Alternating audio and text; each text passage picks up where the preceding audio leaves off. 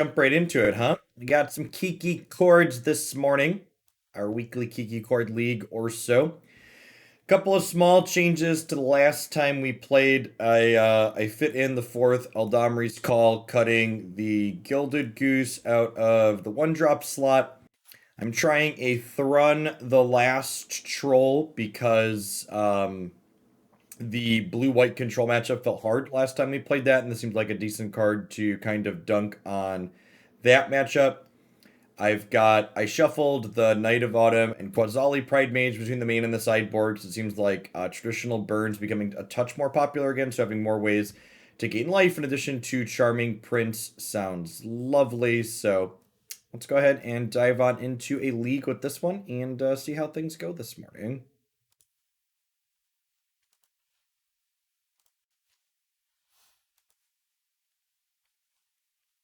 I did remember to get both Meatball and the good Chord of Calling art today. So that's nice. It's a good start to the day. Look at that meaty Kiki chat. He's ready for it. Yeah, I mostly just think I just finally fit Eladamri's Call into the deck is like the TLDR, and I feel like Imperial Recruiter is worse than both Call and Chord of Calling. Because you can do single card chains with Call and Chord of Calling and Eternal Witness, and the Eternal Witness single card combos don't require you to play a bad card like Felidar Guardian to make it possible.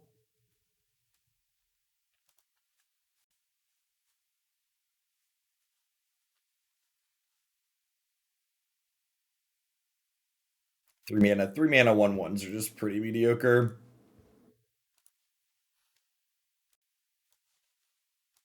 Seems alright.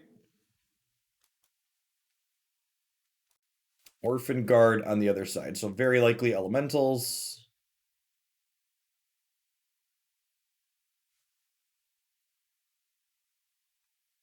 Tron! Tron! Alright, well. Well, shit.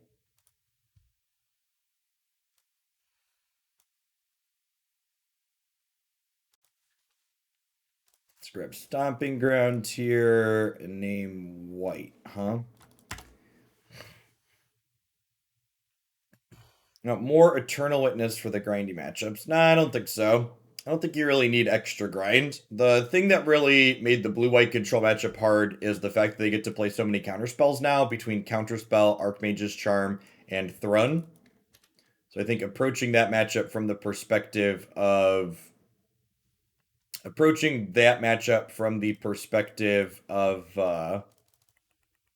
what's the word I'm searching for?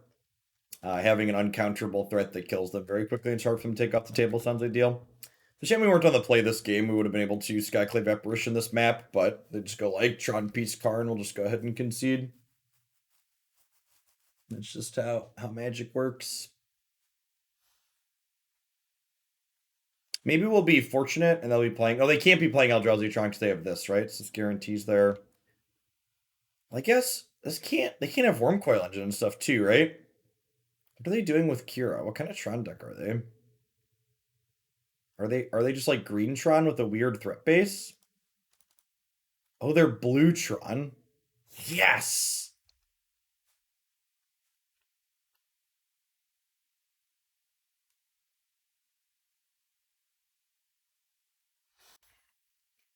You can always count on Bluetron to show up and give you a real chance, chat. I thought we were just dead moving on to game 2, and then my opponent chose to be playing Bluetron. Alright, so we're gonna grab the. Do I want second red or more green? I probably want more green here, huh? In case I draw a Chord of Calling. This is on white. I definitely need a white source. We're gonna go ahead and Skyclave Apparition this chalice.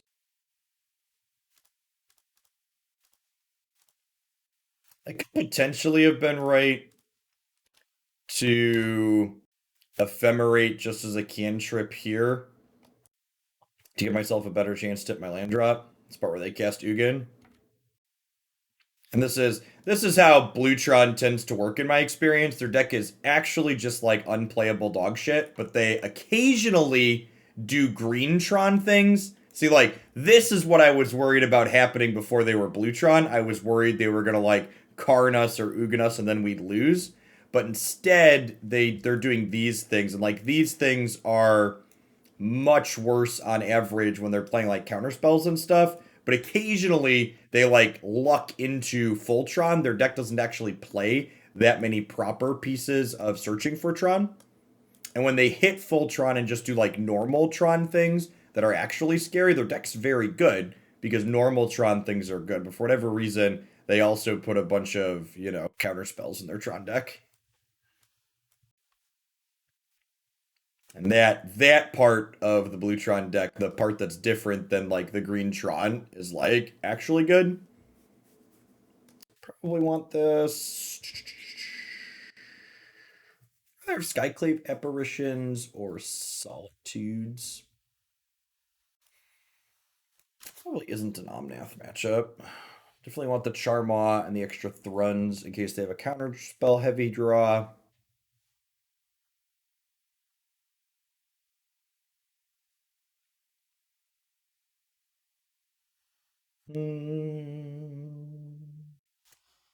Trim some of these or these. See, the Solitudes probably aren't very good. I'll leave one in to fish up with Eladamri's Call in a pinch, but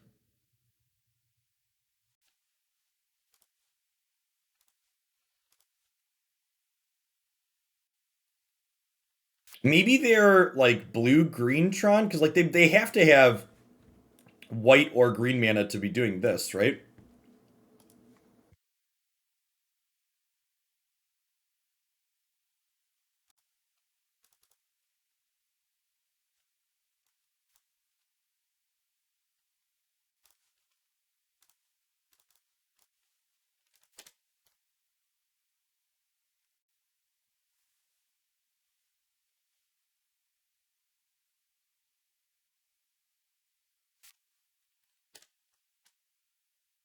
It's like these, right? Like every time the Bluetron player like does something like this, it's just like, oh, this means their deck's not doing Tron things, it's doing blue card things. It's like, oh, thank God.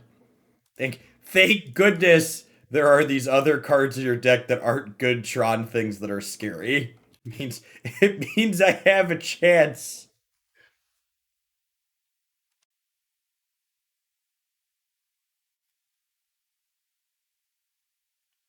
I mean, I don't really like to commit to things in advance contract. Like what my stream schedule is kind of just flexible week to week depending on what I'm enjoying.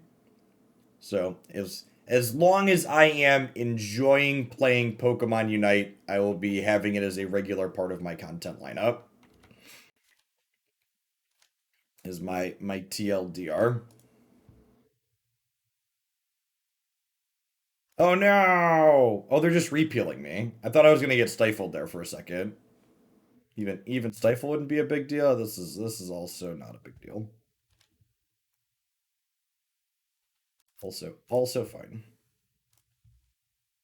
Got me.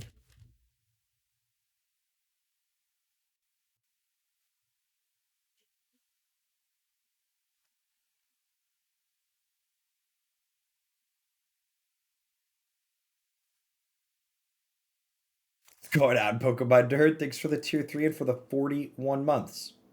Pokemon Unite, you freemium game. It is.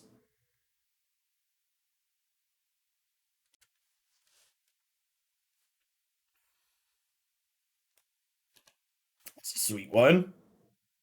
This card seems great in their deck because it lets you put all the blue cards that shouldn't be in your Tron deck on the bottom of your deck, so that way you have a better chance to draw the good Tron cards you want to be drawing anyways. Some good technology. They for reference, they put they drew 6 cards there, so they had a lot of cards that weren't very good they wanted to put on the bottom.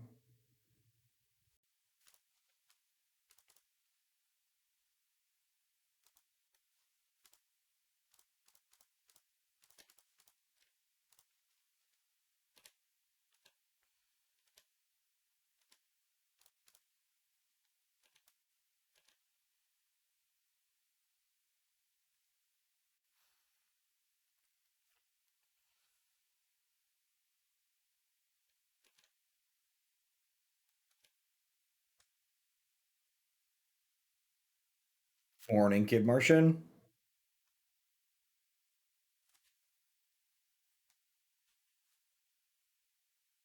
They have a red removal spell here. That'd be pretty good for Kiki. Cute. Real Honeywell, thanks for the 17 months. Welcome back. I appreciate it. All right, so I think we're just casting spells while they're tapped out here, right? I think I want to set myself up for courting for Obsidian Charmaw down the line here. Yeah, and like I said, like this is like a great example, right? Like they're just like doing very fair deck things this game, and the fact that they're doing very fair deck things means that like it largely just doesn't like I largely just don't care about what's going on over there.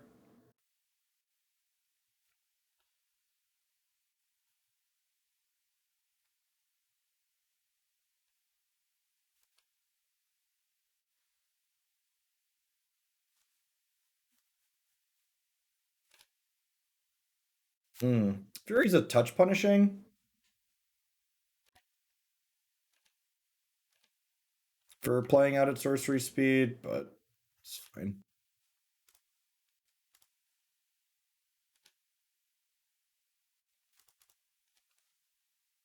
All right, so we could do this for Charmaw and start Stone Raining them.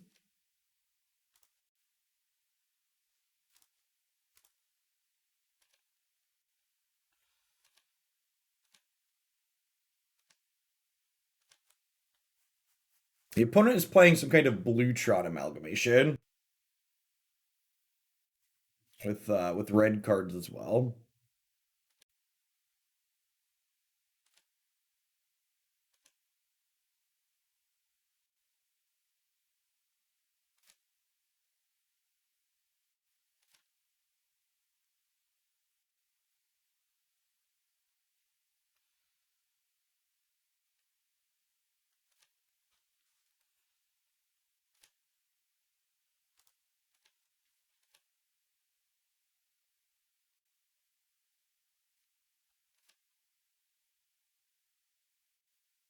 Yeah, yeah. Apparently their deck filters for this to cast some amount of consistency too. So they're gonna have Tron next turn, and again, we're finally at a scary point now on turn, 7, where my opponent's threatening to have Tron mana. The rest of their blue and red cards just like didn't really matter, but they finally have Tron, so like now I have to be a little bit concerned about what they're doing.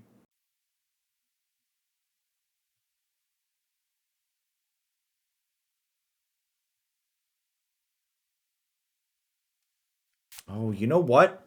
I messed up here. I shouldn't have attacked.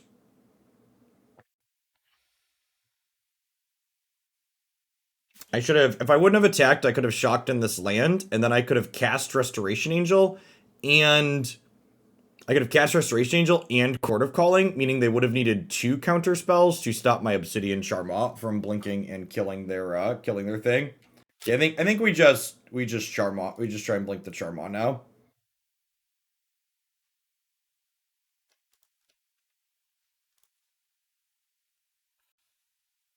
My use of my Ephemerate this game was pretty bad too. I got really punished by this card. Oh no, are they going to kill this in response? And I could have. No? Okay. Well.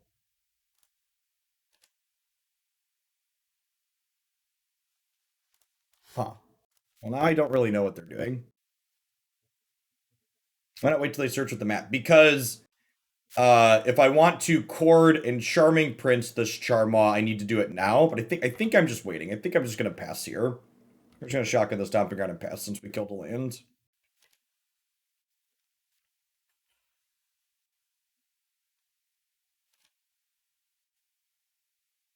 When I found a third Urza's Mine. That one's the charm, I hear.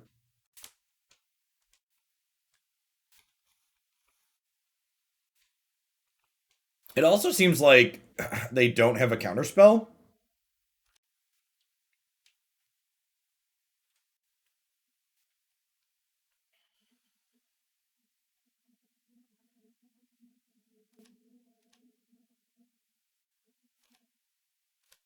I think they don't have a counterspell. Do I just like Chord for Witness here?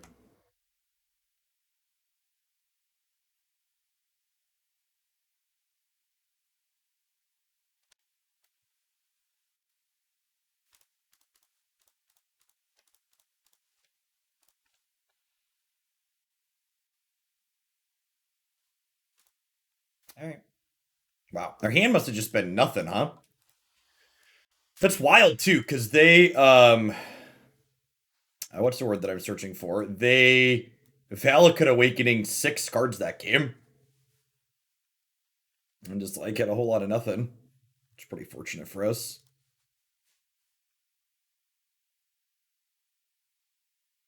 Hopefully we have another game like that second one where they don't have Tron pieces, as opposed to a game like the first one where they did green Tron things. The draws, again, just like the draws that are scary out of them are the Tron draws. The draws where they're this like blue-red control deck just isn't really anything we're worried about or concerned with. The Plinky demon guys from the hallucination were real obnoxious at the start, but we chugged through it.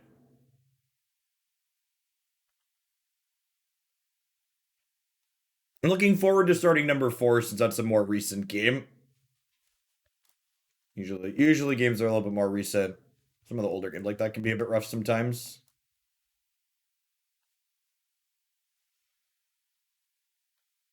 Are Tron decks a concern to anyone if they don't make Tron? Well, that's the thing though. The opponent's deck is giving up the ability to consistently assemble Tron in order to play this weird controlling game plan. So, like, they're explicitly making their deck have Tron less consistently for the sake of having these blue and red interactive cards.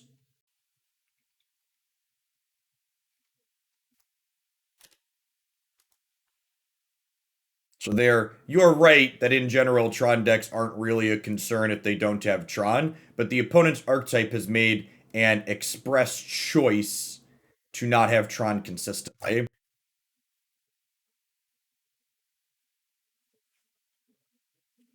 Yeah, the Tron's basically control win con, and control decks aren't particularly amazing against this, especially with our addition of Thrun. So now I got to decide what color I want to get here. So I think I'm supposed to get red, and then we fetch Raugrin Triome, and then we have this, and then we have red, red, white, white, and then green, green. And that covers most of our bases. This does mean I can't Skyclave Apparition on 2, but I think that's fine. I think we're just like Collector Ouphe, fetch Triome, and then this is untapped on 3.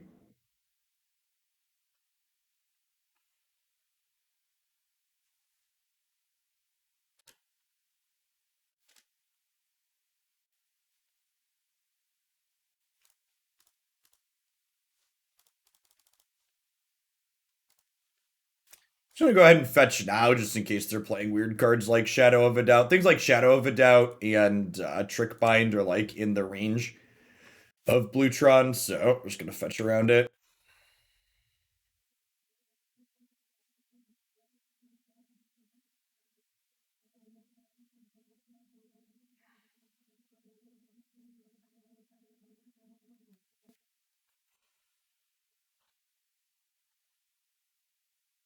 There's Basic Forest in their deck too. That's wild.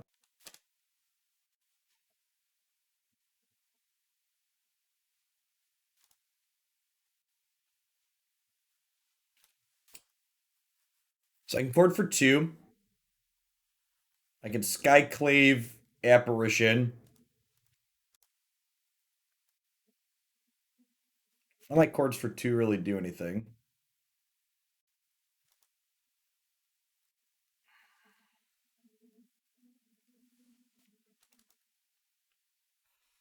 I guess we just attack and then pass.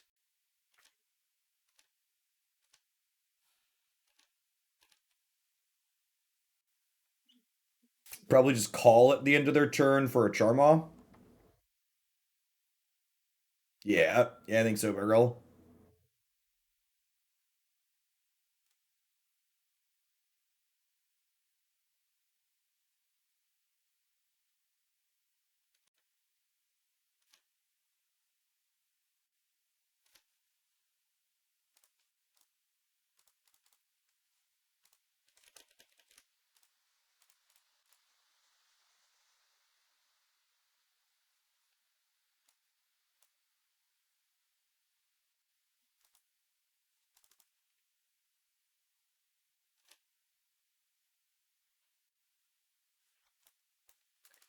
Well, and now that they have a bunch of mana up, we just like slam Daddy Thrun here, right? Because they're guaranteed to not have Tron next turn because they have two Urza's Mines.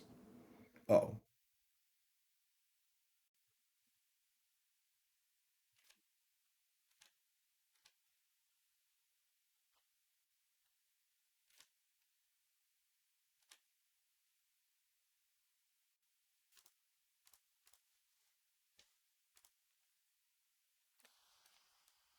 Should I kill the Ketria Triome since they have a since they have two Urza's Mines anyways? Because I can get rid of this prophetic prism eventually, right?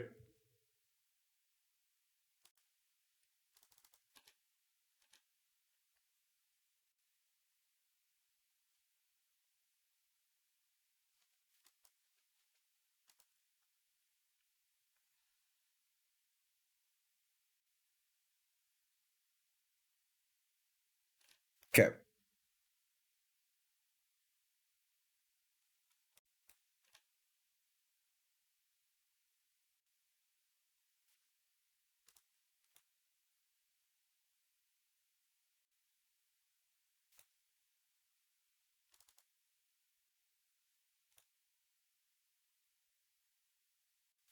That's really cute.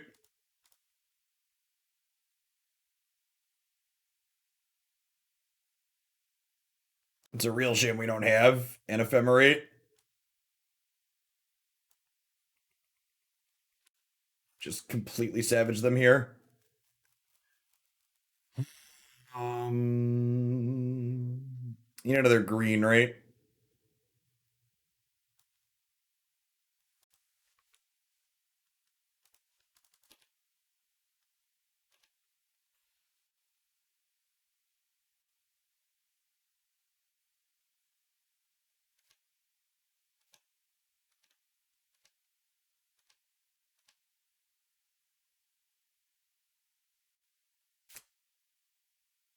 So we need to Skyclave this before it draws them a bunch of cards.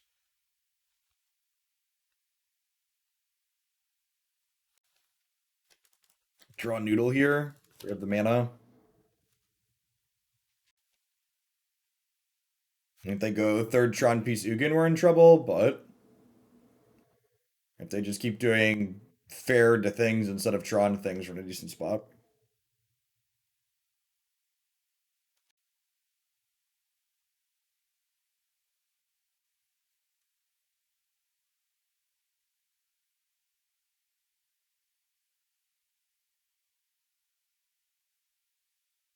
I only have one Charmaw on this build, so we might be dead here. They have Tron stuff next turn. Wait, Chord for Witness and cast Charmaw for 2. Yeah, maybe actually. 1, 2, 3, 4, 5, 6. Yeah, we can. Sweet.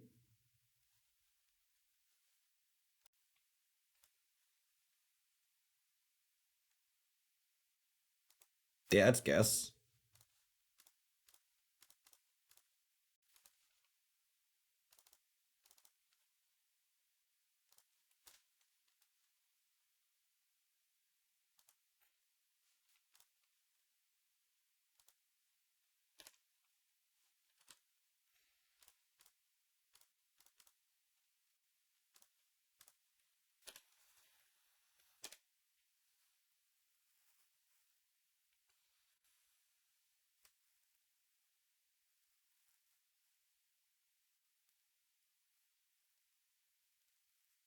Got 1, 2, 3, 4, 5, 6, 7 mana. If we draw untapped white source next turn, we can Skyclave them off the prophetic prism and then Yorion the board. This is game 3. I'm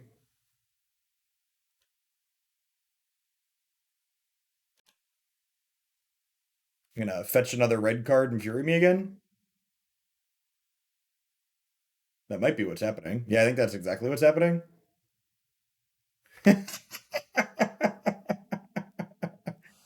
Sure.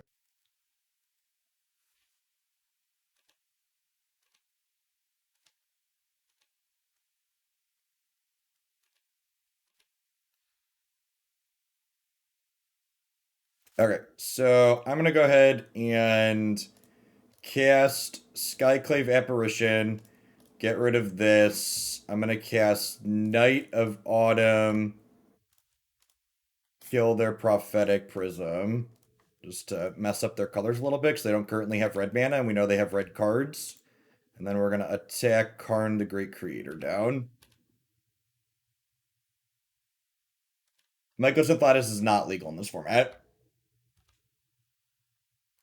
And dodge an Ugin, we can dodge ball. So again, just hoping to dodge them doing good Tron things. And Walking Ballista? Hydroid Crisis. That's kind of a gas one with Tron lands.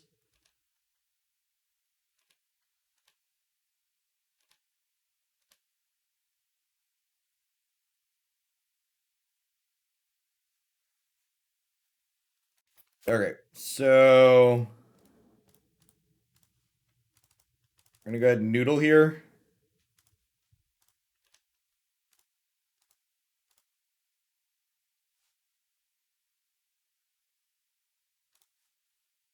We'll give them a 3/3 and take their 4/4. We'll shock this in, I think.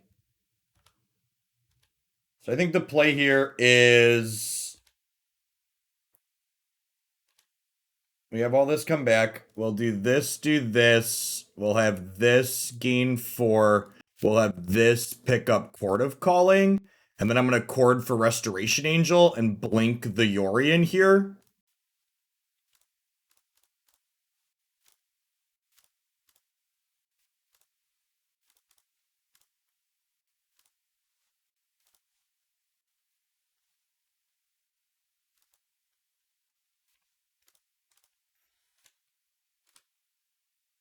And now we'll have Yorion exile all of these. So they'll come back in at the end of the next turn. So now we're even insulated against an Ugin happening.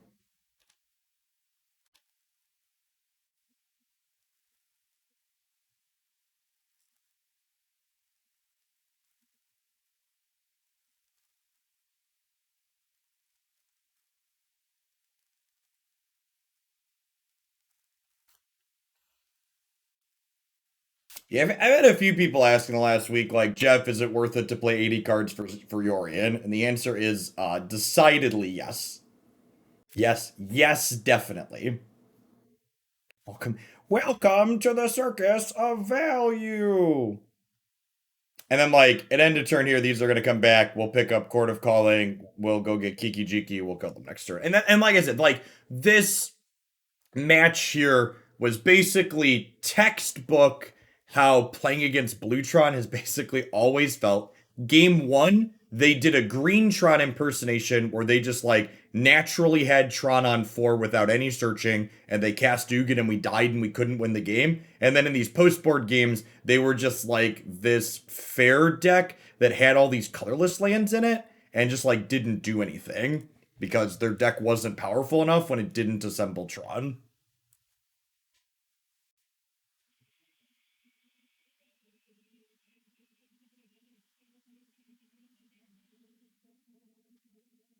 Yeah, I mean, like, I know that their particular Bluetron deck had some splashes there, but that is representative of my experience against Tron decks trying to be control decks as opposed to trying to be assemble Tron as quickly as possible decks.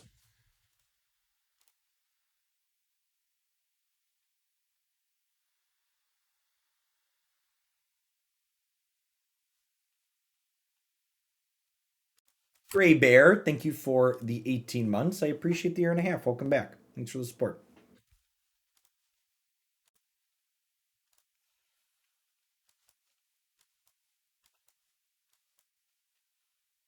I think we got a mulligan. This just doesn't do anything. Well, I mean, this hand technically has plays to make sooner than the one I just mulligan, so I'm gonna keep it.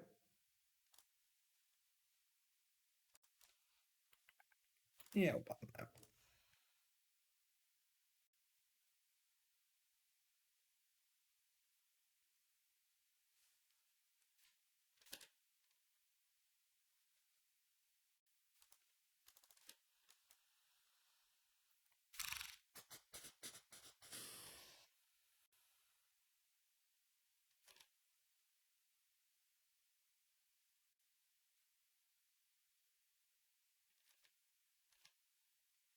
Hinterland Harbor.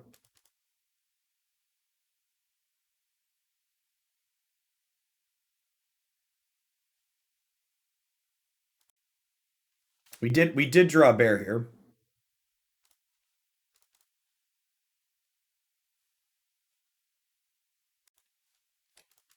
Yes, grizzly bear.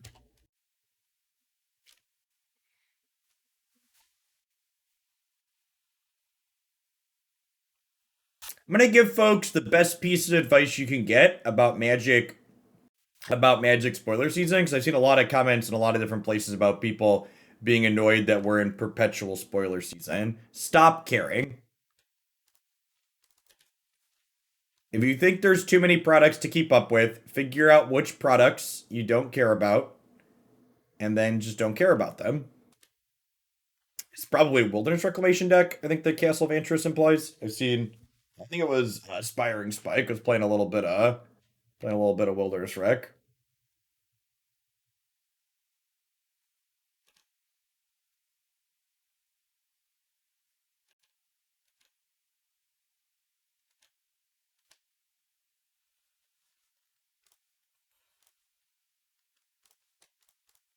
Say hello to my little friend.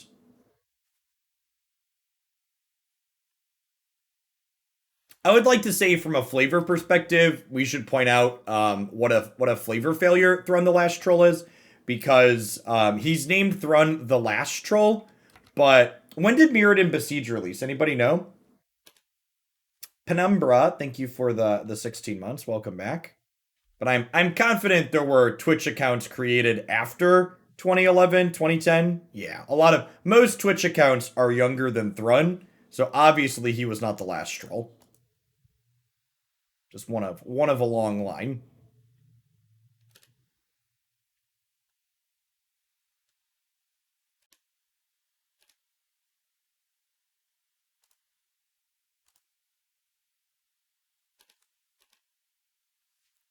You know, I shouldn't have moved to combat right away. I should have probably should have tried to Skyclave Apparition to start.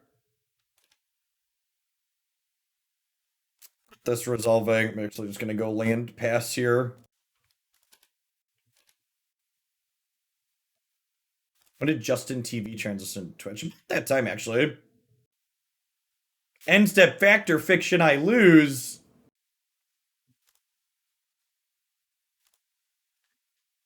You may draw 4 cards.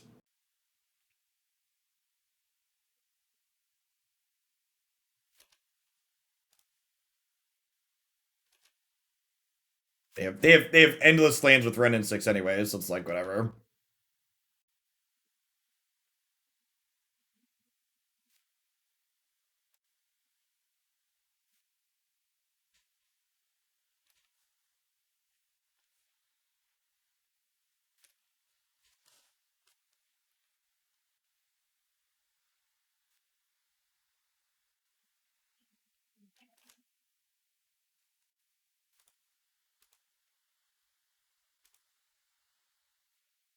They just have a wreck in hand. Yeah.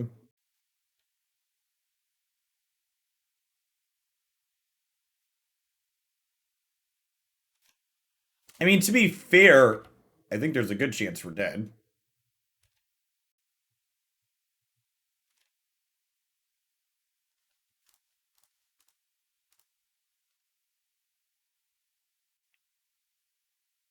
I should have done this while they were tapped out. Whatever.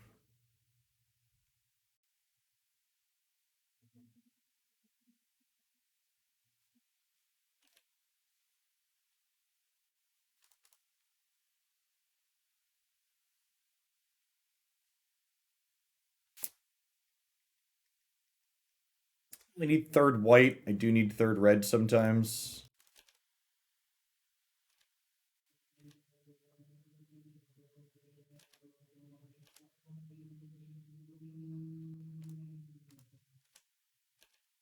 I don't actually know offhand what their win condition is.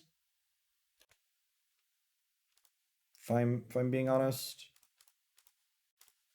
I assume at some point they'll do a big thing and we'll no longer be able to win the game and we'll feel compelled to concede. Yeah, I think there's a lot of time it's just Nexus of Fate, just like it was in Standard. Yeah, they're just gonna generate a bunch of card advantage and eventually win that way. We'll see. If it takes them too long to find their win condition, this Thrun might truck on through. We'll see though. It seems unlikely. Hey, Dario Dushi. What a crazy year indeed. 12 months, or as I like to call it, 2/3 of March 2020.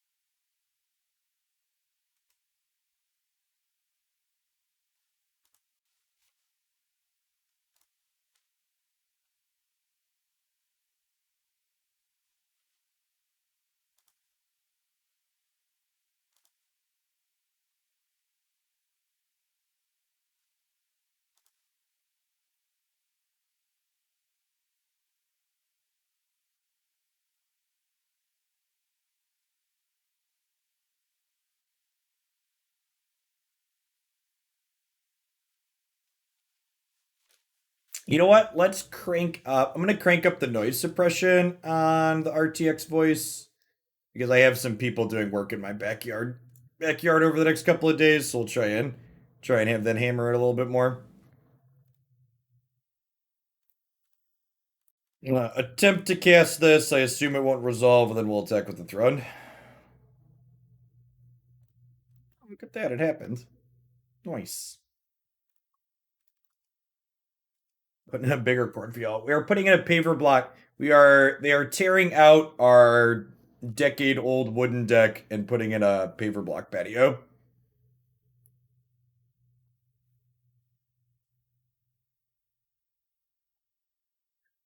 I'm gonna go ahead and concede to Shark Typhoon here. Well, I guess I don't have to concede to Shark Typhoon. We actually have another Solitude.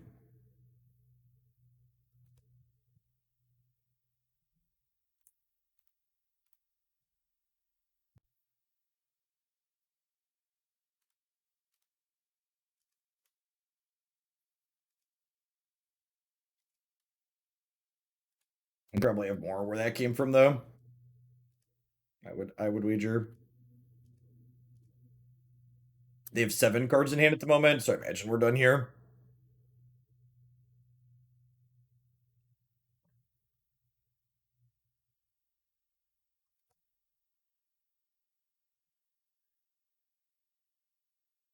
Nah, I don't think it's gonna come down to clock damage. I don't have the patience to sit through clocking. I could probably clock them in 3 games if I wanted to, but doesn't sound like particularly interesting.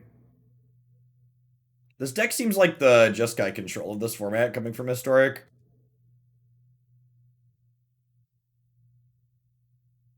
It's like mono answers. None of your spells get to actually do anything type stuff.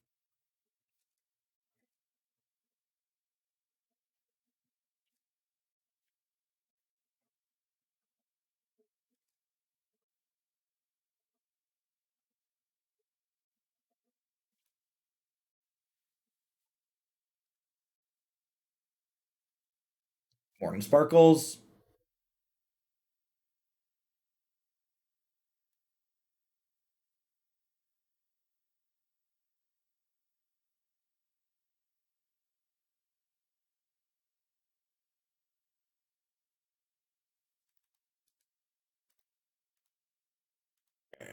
Go ahead and move along here. Okay, so extra Thrun is great.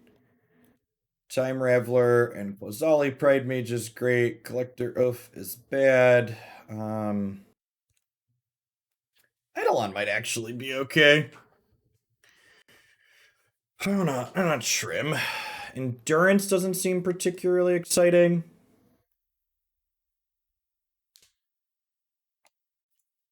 What do you think of Eidolon? I'm trim these Omnaths. Oh, you want to get rid of the birds versus Wrenn and 6? Yeah, it's probably fine. keep the Omnath in an endurance. This could also be a game where we just like play the Obsidian Charmaw as a 5 we can search for on occasion and just like blink a bunch to Stone Rain them. I think I like that more than endurance.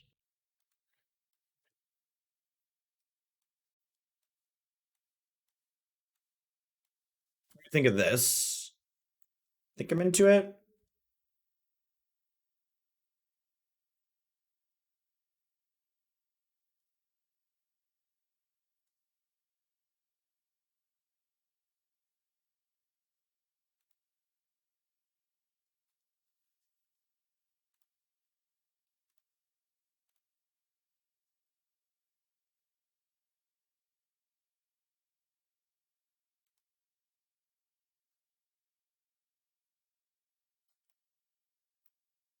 We'll do this with this name white, and this will probably fetch Stomping Ground.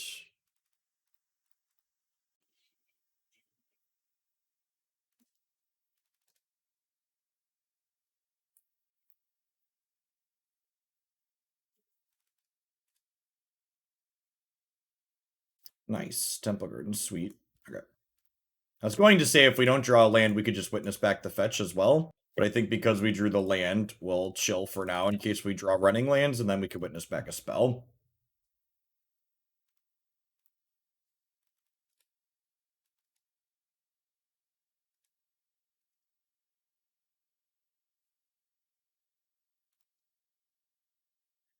I think with these chords, I actually want to just cast Witness this turn. Boarding for 2 doesn't sound particularly appealing. I will say, Burgle, talk me out of this. Is it crazy to want, like, a Voice of Resurgence in this deck? Because against these blue decks, being able to chord for 2 and fish up Voice of Resurgence is so sweet. That's definitely something that I've missed in these against these counterspell decks.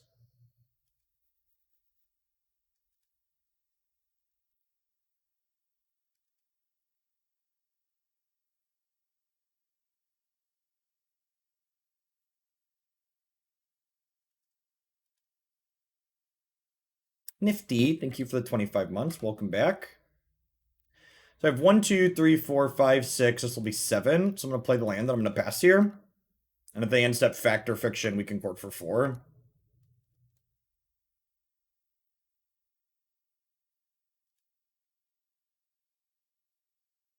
Both my endurances are in my sideboard right now, right? Yeah.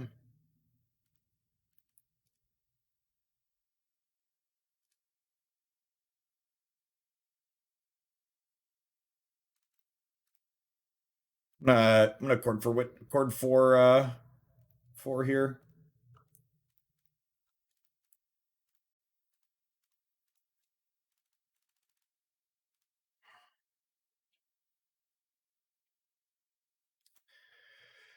So do I want Omnath or do I want Resto, Blink, Witness, Pick back Chord? I kind of like having 2 chords because it's better because I can sequence the first one more aggressively into a counterspell. And like the 3/4 flyer is probably better than the 4/4 on the ground. I did this in response to the growth spiral because I don't want them to draw Force of Negation and counter my chord. Thanks for the Prime Sparkles. I appreciate you remembering it now. I definitely don't think I would play 4 of them slow imp. I think playing 4 would be an incredible mistake. But I think having 1 to search up on occasion sounds appealing.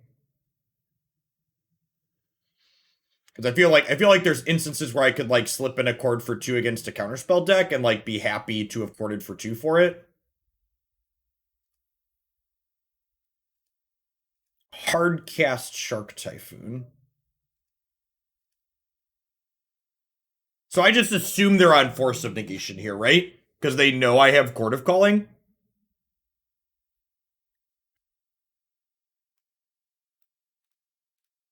I think we just respect that they're not putting themselves dead on board and we just Knight of Autumn.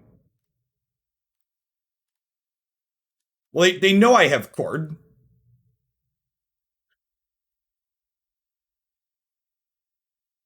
I mean, it's not even about fear. It's just about like what's the correct play. I think it's wrong to jam here. I should put my companion up so I don't forget about it. I don't think I expect sweepers out of their deck. Do you want to just Chord for Eidolon here? Yeah, that actually sounds great.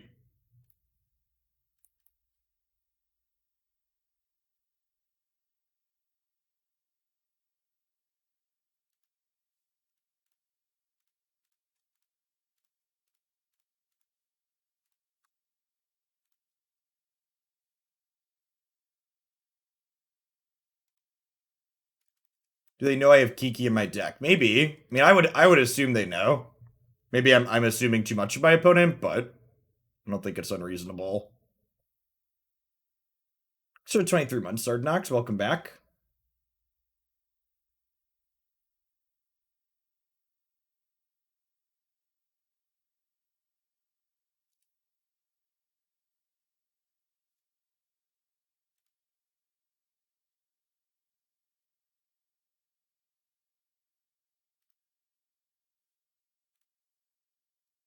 I have a Snapcaster and some lands.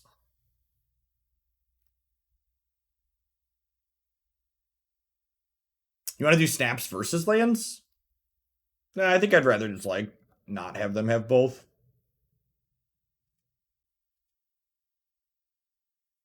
Ephemerate's a great draw.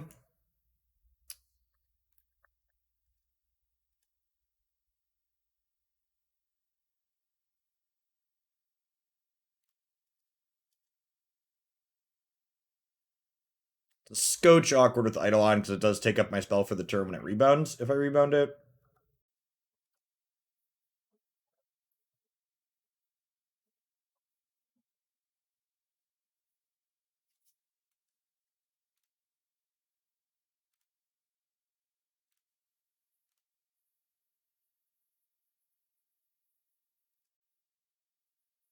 Oh, this was a mistake.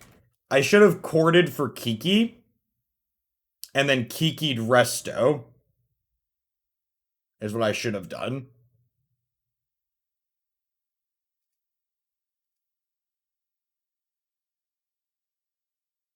And then I'd have the combo, and I'd have Ephemerate up after. Okay, so they messed up. So now I get to court for Kiki.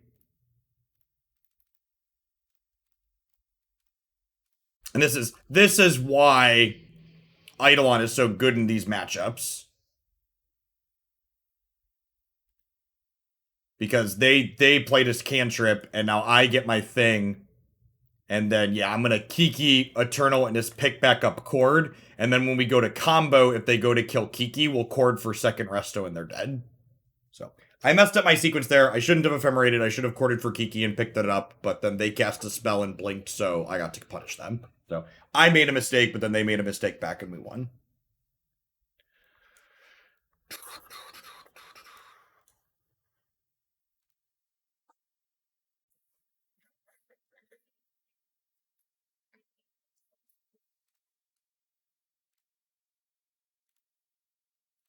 Double Teferi Time Rambler. Sign me up. So fetch a Triome. Why not make the Angels an end step? Sure, we can make the Angels an end step. You're correct.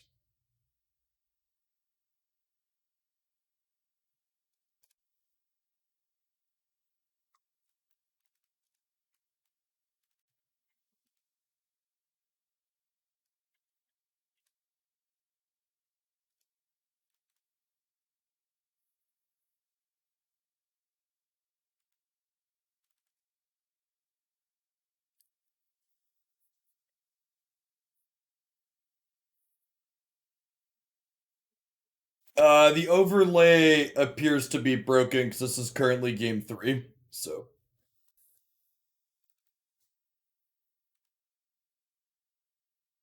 yeah, it appears to be lagged or choked out or something. I just told it to refresh and it didn't come back up.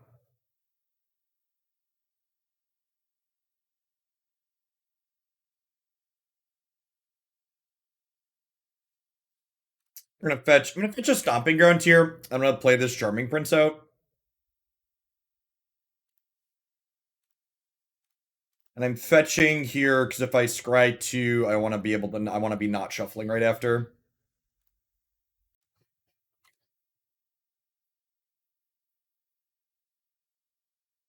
I mean,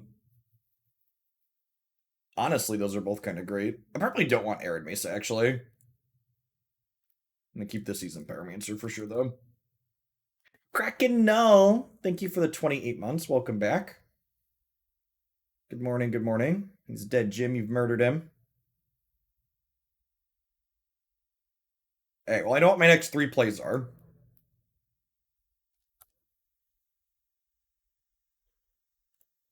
All right, Noodles meet Wall.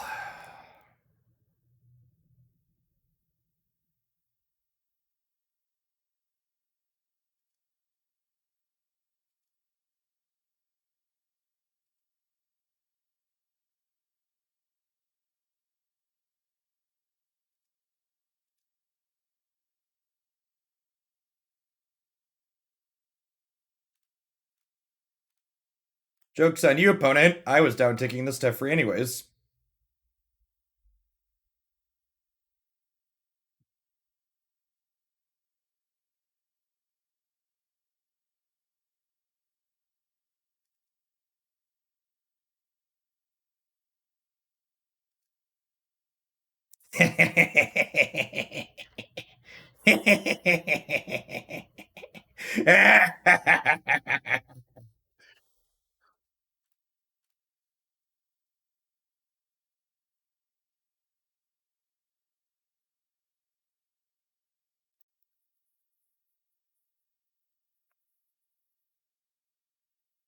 I'm the bad man? No. I'm the very good man. I'm pretty sure I'm pitching this Yori into Solitude here.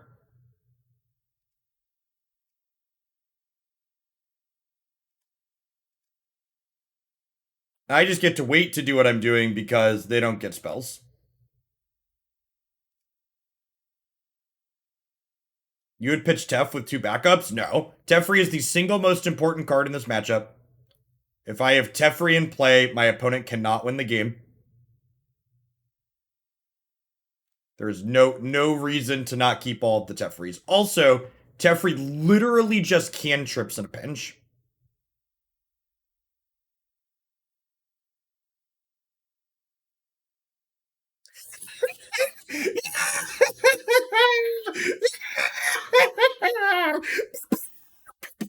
All right. Nice blue deck. Listen, chat. I would like the record to reflect that in the format where Counterspell is legal, Teferi Time Raveler gets to be the good guy. Okay? That's all I'm saying, okay? They were playing Nexus of Fate. Teferi's the good guy.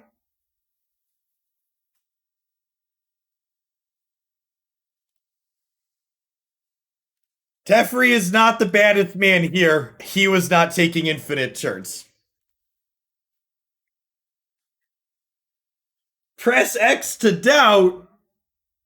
No, chat. I would also like the record to reflect my Teferi's in the sideboard. My Teferi's only come in when your deck is doing something ruder than Teferi. I'm not trying to Teferi kind, decent people. I am Teferiing people who are doing things that are bad. Our Tefris are based, theirs are cringe. Yeah, see, Dimir Spy's got the lingo. They understand. All right, so what in the heck does my mana sequencing look like this game? I think it's Forest, Sprawl, name White.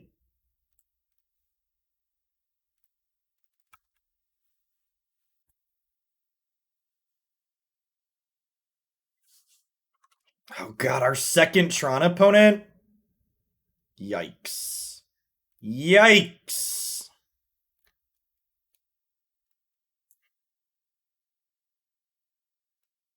So I want this to be green-red, I think. So I think what I'm actually doing here is Stomping Ground, cast this, Ephemerate it right away.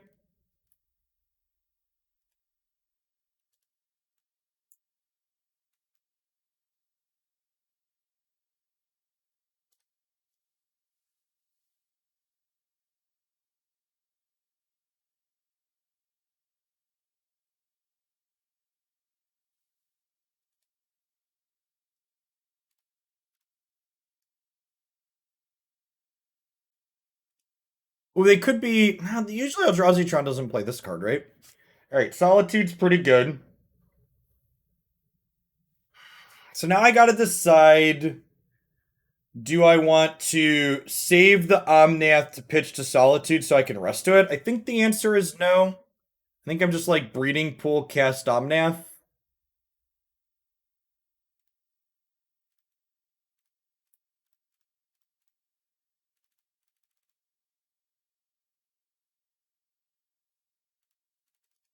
Oh, I can always draw Noodle to pitch to Solitude too.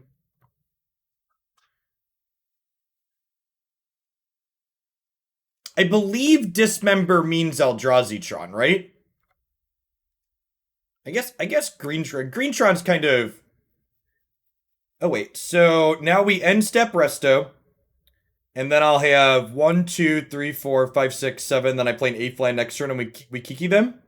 Okay, so we have the combo set up for next turn. Greentron plays 1 or 2 stars. Yeah, probably the chromatic star is very indicative of Greentron.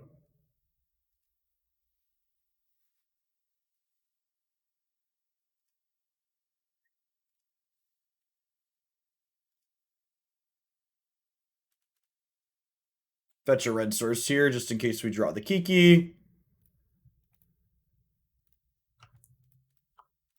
They could have another Dismember. But they also could not. And then we could kill them.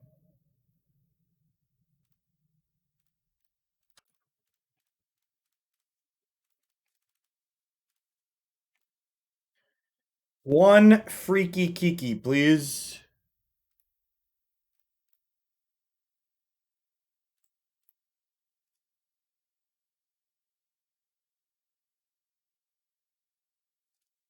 Goodbye, friend.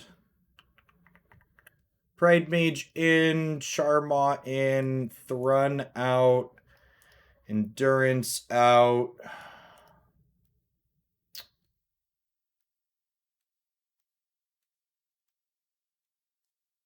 Did I board in Path just because? I don't know that I really have anything in my sideboard that I love here. It's like bring in a path. Omnath's not particularly good in general either. Maybe just bring in 2 paths.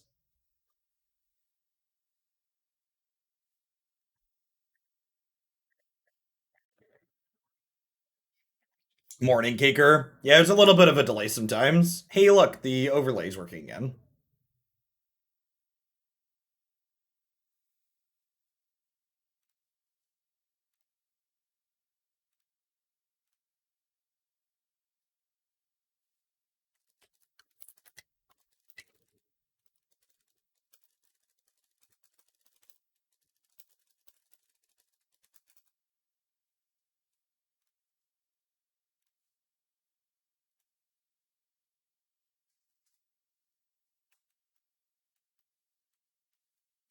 Morning. Are they out back? Thought I heard stuff driving I around would back say, there. can you hear the chainsaws? I pulled the RTX voice up, so I think it's fine. Hi, chat. Where is our Mr. Teaglesworth? Mr. Teaglesworth keeps us from casting things, so we're not playing him. Ask chat what they think about my new glasses. I think they fit my face better. I'm gonna be honest with you, honey. Chat doesn't. They remember, probably they didn't don't notice. remember what your old glasses were. So I like them. they're very lovely. You're lovely. All right, what color of mana do I want here? Purple. Probably white. Purple.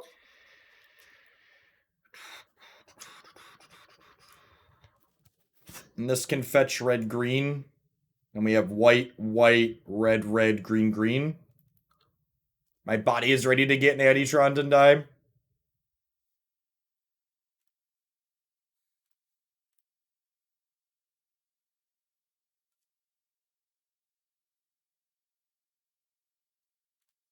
Okay, that's an Eladamri's call.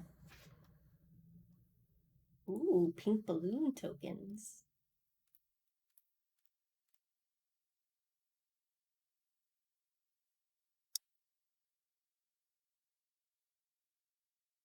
That one looks like a Venusaur in the corner. It does kind of look like a Venusaur flower. Lit AF, honey. Warping AF. Whale.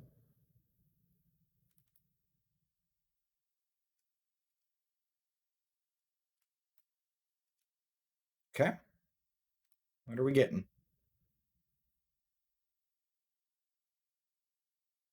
We didn't. Step one. We didn't die. That is accurate. Why are you playing this old Why are we playing this old thing? It's uglier. You're not wrong. Okay, so they're taking me off of white mana here. So you go grab Charmaw. Should have used purple. Need to draw a white source here. Did not find the white source. Now their Karn gets to just blow up our lands, which is sad.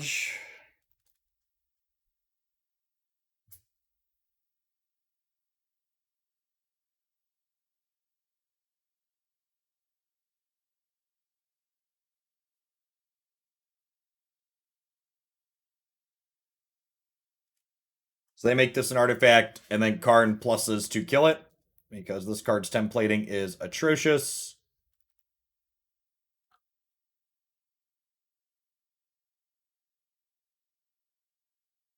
So I have no white mana now because of the way my Utopia Sprawl's panned out this game. Oh, and this is on red too, so I don't have double green either for that. That's really unfortunate. Alright. Well, they didn't play Magic Game 1. I'm not going to play Magic Game 2.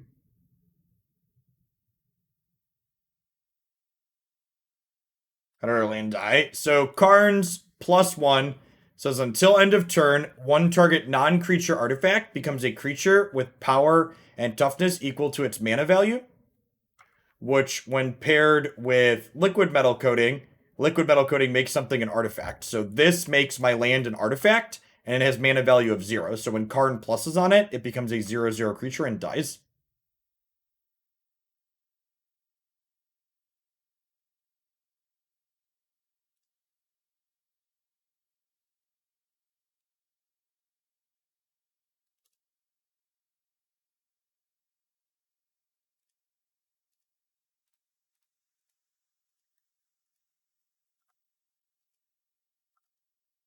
Now, I think the Greentron without Baby Karn is fine. If you look back on my YouTube channel, you'll find a video of Greentron without Baby Karn. I know, like, when you see my opponent doing exactly this in this instance, it looks really good, but I think in general this card's not very good in their archetype. I think you'd rather have more big payoffs. Like, imagine if this had been, like, an Ugin or something, I'd have just lost the game. Instead, we're, like, still playing a game here until my opponent draws another actual bomb. So, like, if they have an actual payoff, we're going to die to the actual payoff, but this is just, like, annoying. That's not actually winning the game.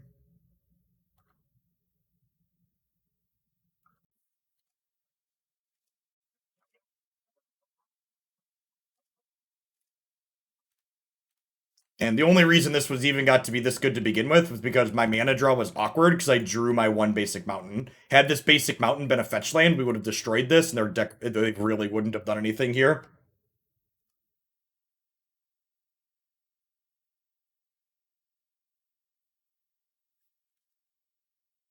In general, I'd ask that you please refer to my opponent as they, them, because you don't know that I'm playing against a man. Unless you know Jeppy Pan personally.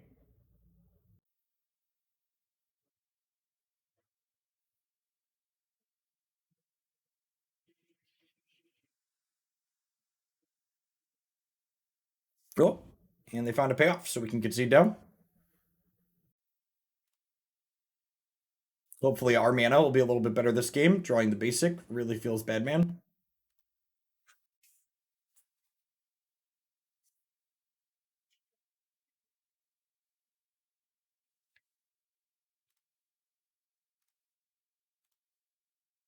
Rabner, thank you for the 49 months. I appreciate the support. Welcome back. This doesn't really do anything, right? I think we're supposed to mulligan.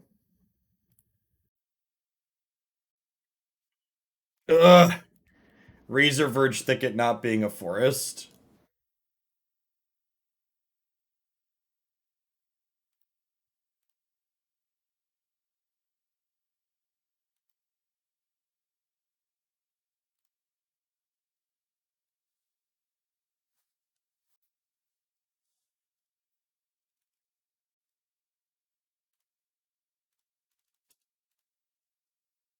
I don't know. I think the people that complain about Hearthstone variants are largely silly. And so I think the Magic players who complain about Hearthstone variants have Stockholm syndrome. I think the idea that variants where you just like don't get to play a game is better than variants baked into cards that say random is nonsensical. Especially when you consider the fact that I keep this lane. Especially when you consider the fact that Magic has a lot of Hearthstone style cards included in it on top of the random variants that it has in its mana bases. Like cards like Collected Company, for example, or older cards like Hymn to Torok and Hypnotic Spectre. Like that style of Hearthstone variants, Magic players are just frequently bad at grasping that their game has that kind of variance in it because a card like Collected Company doesn't explicitly say the word random on it, so it doesn't get the same bad rap as a card that has the word random on it, because people are bad at intuiting what variance actually is. It's why you frequently see comments from people that don't understand basic probability who are upset that the Arena Shuffler gives them clumps of lands or clumps of non-lands. Because a lot of people, when they think random, what they're actually envisioning in their mind is uniformly distributed. They think there should be an equal amount of lands and non-lands in their deck if that's how their deck is constructed. That's just not how random works.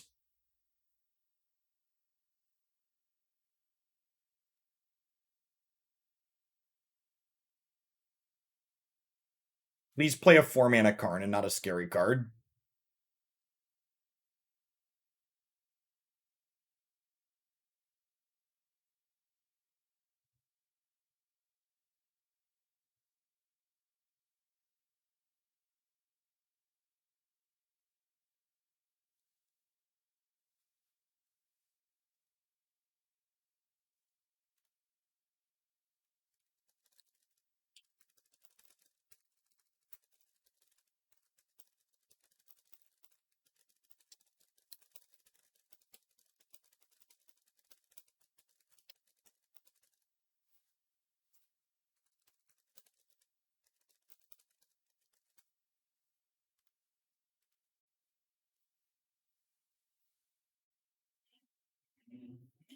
Cake your QT, thank you for the 23 months. I appreciate that. Welcome back. Come on, Tron opponent.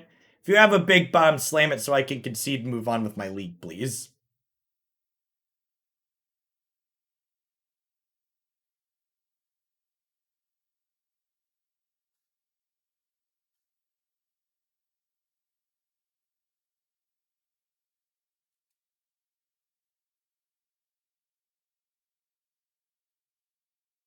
Just a warm coil engine. Deal.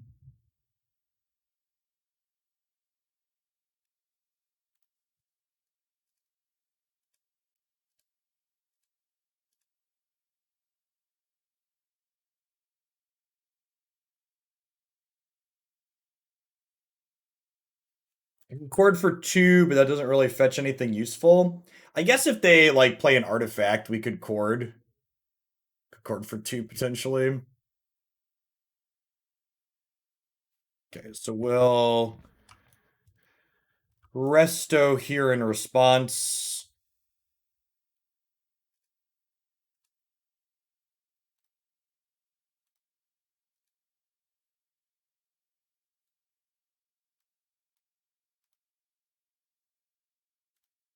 Don't need another chord. I'll top a land, I think.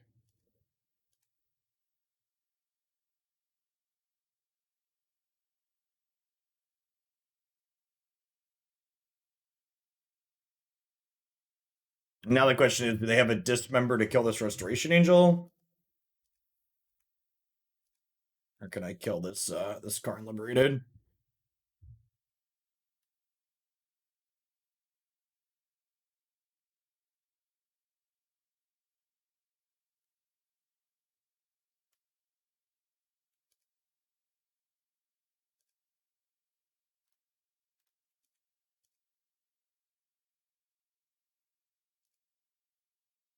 Driz, thanks for the follow. Welcome to the channel this morning.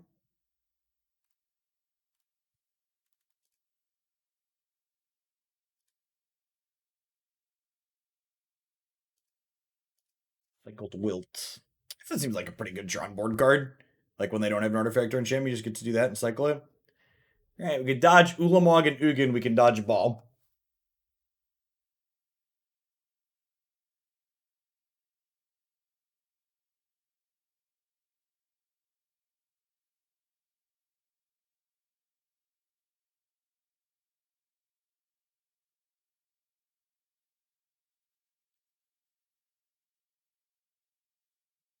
Might be blocking plus Ephemerating to get some scry on this turn.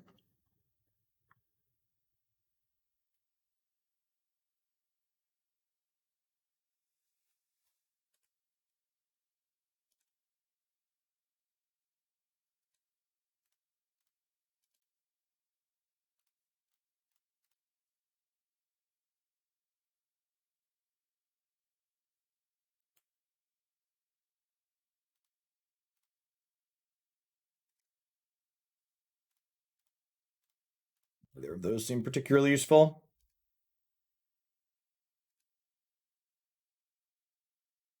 So I didn't ephemerate the resto to blink the Charming Prince because if they have Dismember, I then lose both, which isn't great.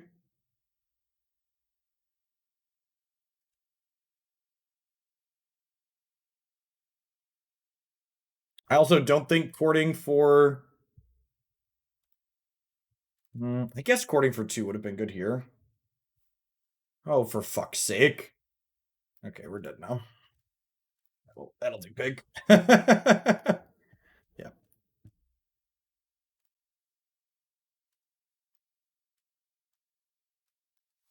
That'll do it. I think Greentron's probably still a difficult-ish matchup for us. Not impossible, but I would expect them to win more often than we do for sure.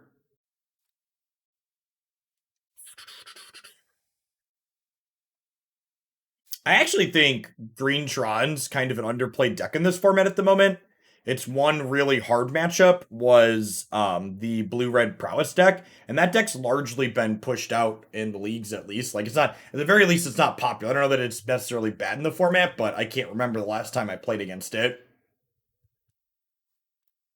There's a lot of people playing very fair mid-range decks in this format at the moment, and Greentron is excellent in all of those matchups.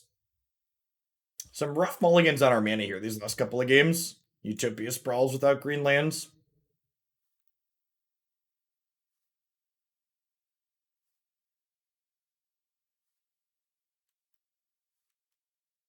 Okay, so we're mulliganing to 5 here. We're going to keep 3 lands, Wall, Angel. Bottom these 2.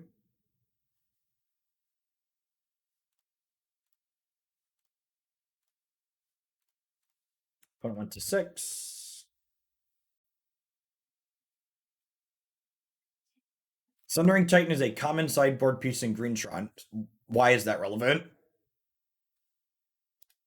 Can I ask why you're telling me that? Why do I care? Was there a line you saw that I could take to have played around Sundering Titan that I missed? I guess is my question.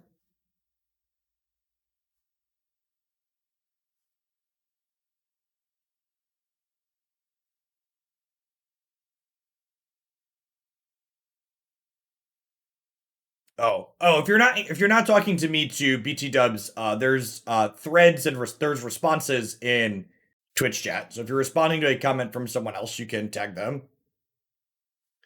FYI. For future reference. They thought scoured me. Are they Grixis Mill? They could be Mill. Mill's a real deck in this format.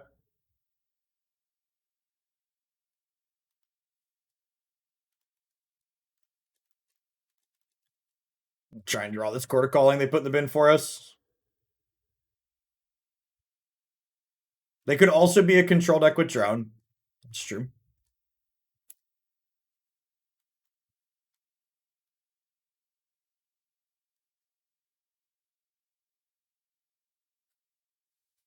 If they are Mill, fetching up Chord of Calling gives us access to our 2 copies of Endurance in our main deck, which is nice.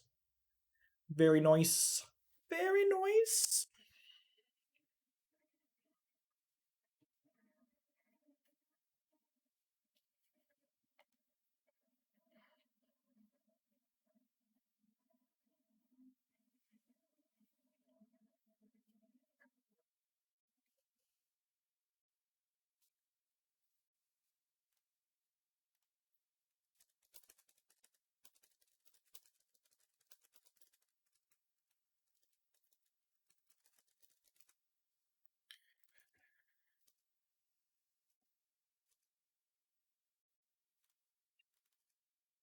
Yes, Yorion's a big leg up in the mill matchup, believe it or not. It's like you're starting. It's like imagine telling your bird opponent there's a companion that makes them start at like 27. You're like, yes, please. Yes, please.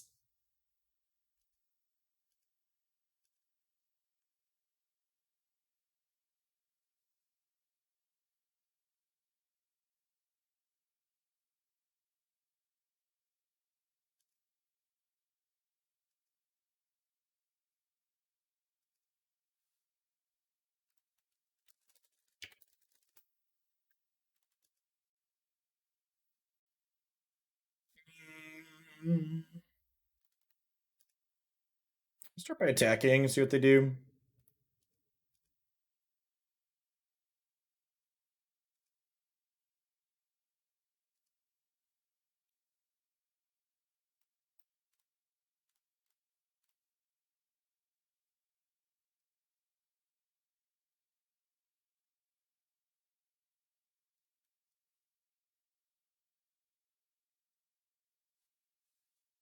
All of the walls are belong to us.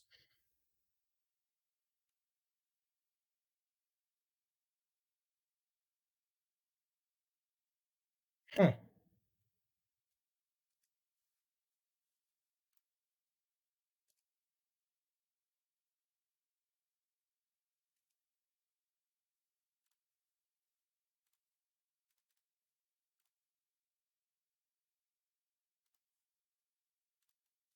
I'm gonna fetch shock a little aggressively here because I want to have basics in my deck for this Field of Ruin.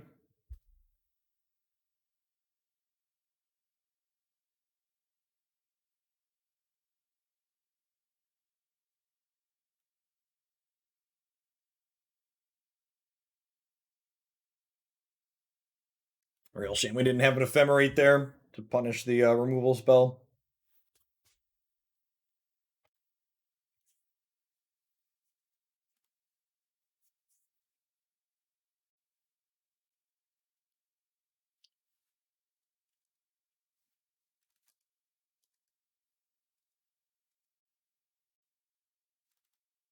Okay. Oh, yeah. It's a divination if you squint. Star, our wall friends. The K command makes me think they're probably like Grixis control with Drown in the Lock.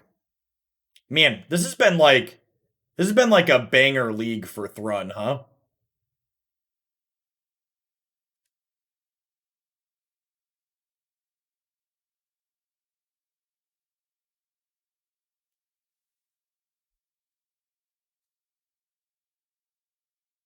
That's like Chord for Endurance here.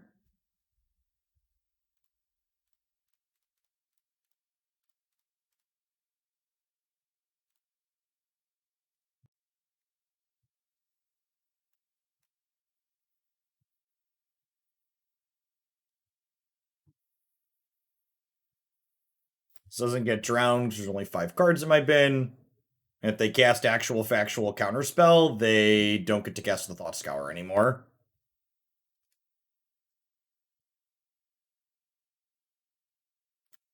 Huh. Given the context of my hand here, do I get Endurance or do I get Eidolon?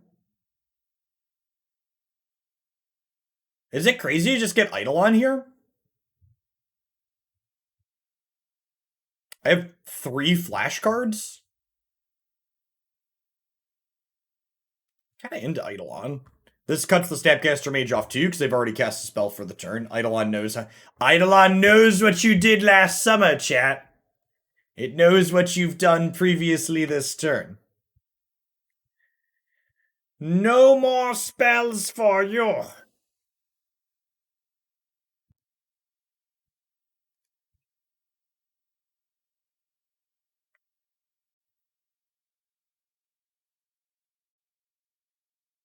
Scotty doesn't know, Eidolon does. Yeah, exactly.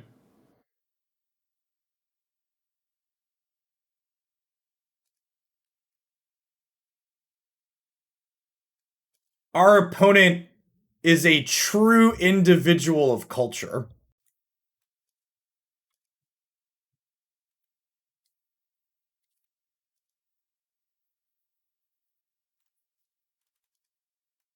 That's a real banger right there. That's hot.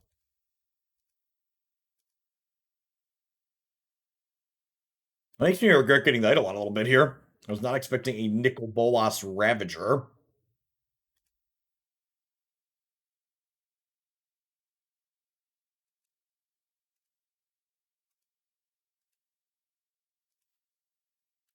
Modern is an incredibly fair format at the moment.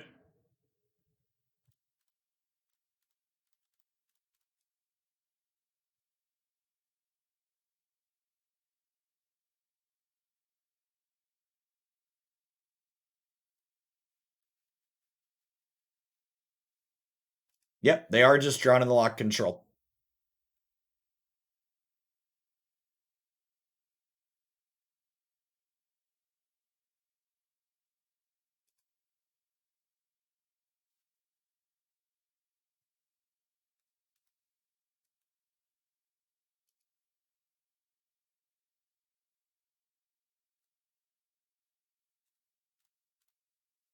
Alright, well, let's jump blocks for a turn.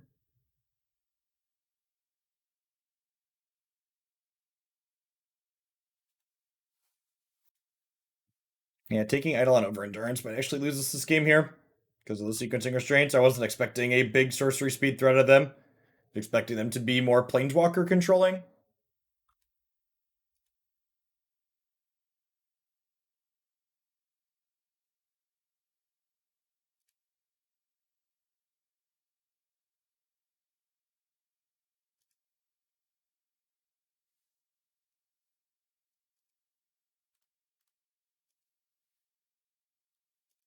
And they're ahead on board here, so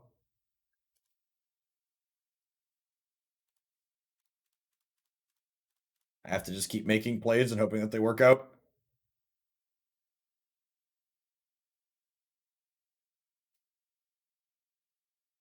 That's normally why Eidolon is good in these control matchups, because you'll be ahead on board, and then you'll force your opponent to keep making inoptimal plays to play into you.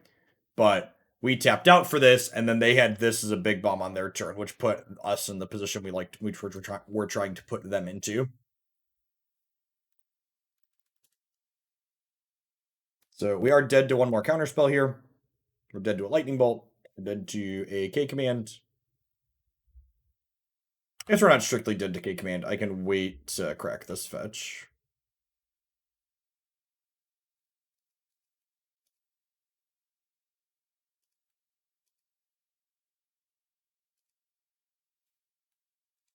We are dead to a counterspell though. We'll decline recasting this because casting that does mean that we can't cast this.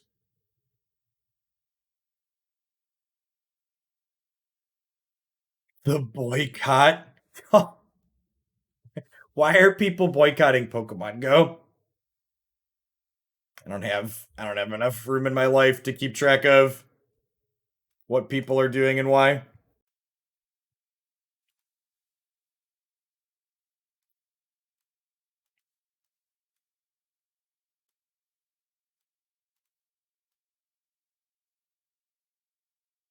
Are they upset about the COVID changes being reverted? Sure. No, I'm probably gonna log into Pokemon Go and play anyways because those are mostly whatever.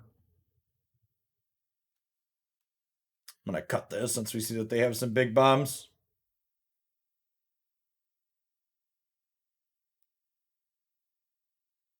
I mean, I don't know. It's weird to me to say they rolled back the distances, which hurts those with movement based disabilities. That seems like a cop out to me because if the original settings were discriminating against people with movement based disabilities, there should have been pressure on Pokemon Go from the time when they originally released, right?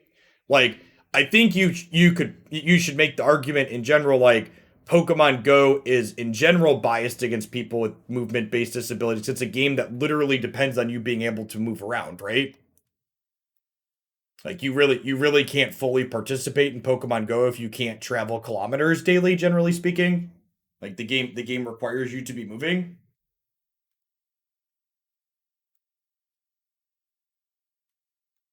Not trim here. It might just be Birds of Paradise, so just have more gas in the deck.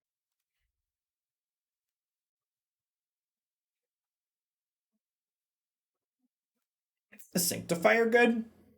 They probably can't kill it. I board these two because they probably can't take them off the table and cut all these birds.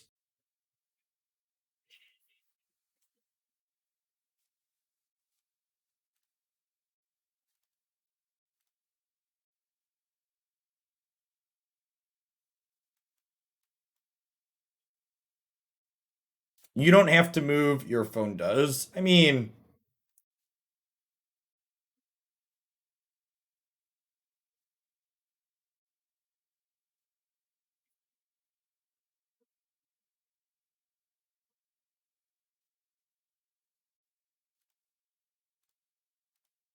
I will say the Pokemon Go changes are inconvenient, but to act like there's some kind of attack on people with disabilities, and for people that don't play Pokemon Go, they made some changes to the application when everything started with COVID and lockdowns, and they explicitly told people that those changes are temporary.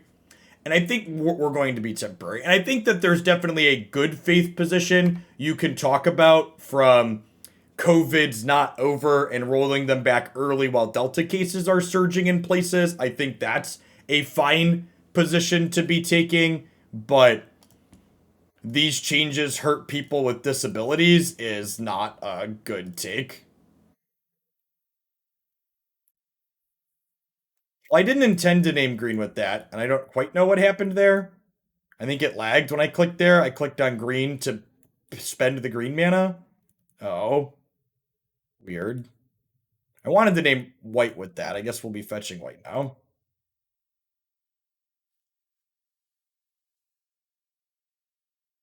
I mean, as someone who goes walking to play Pokemon Go daily, it definitely made my life more inconvenient, the change that they made.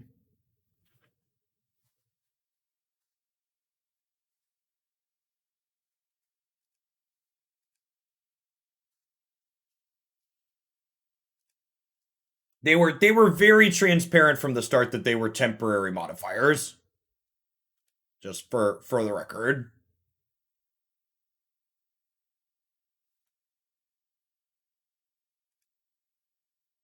I'm gonna go ahead and just put this into play now. Put these cards back into my deck to make their Drown in the Locks worse.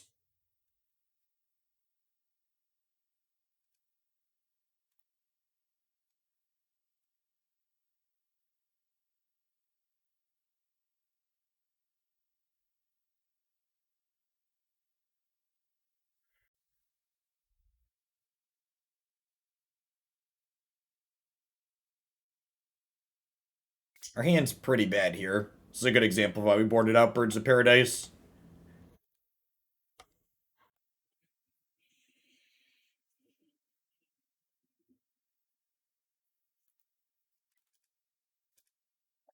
All right, this Thrun's about to be great if they don't have, like, exactly Damnation next turn. Which, to be fair, their Grixis control deck could be playing Damnation, but I'm definitely YOLOing this Thrun. Daddy's home.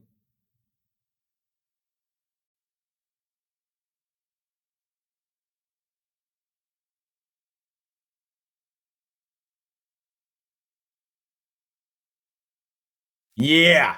Yeah, you draw those cards. Counter this. Thud.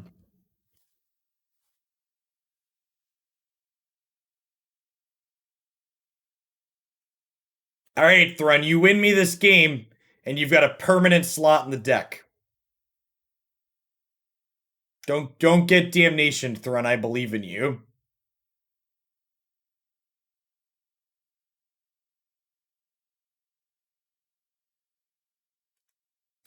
Thalitas. Okay.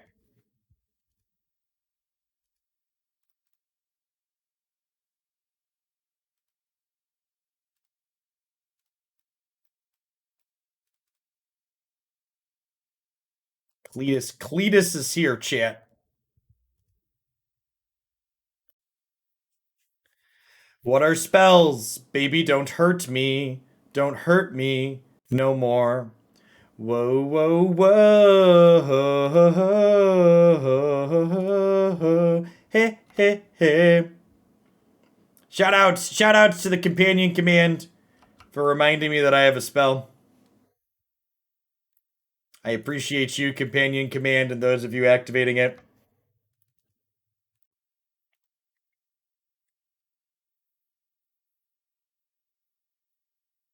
Break glass in case of flood.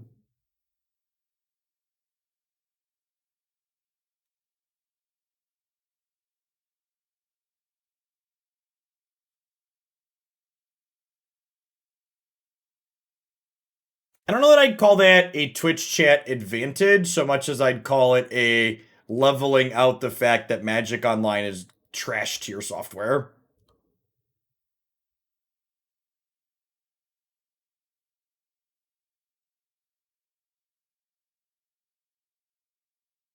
No, is he?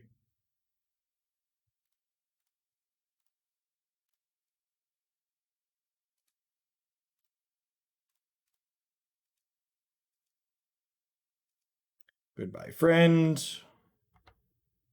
Oh, I should have fetched.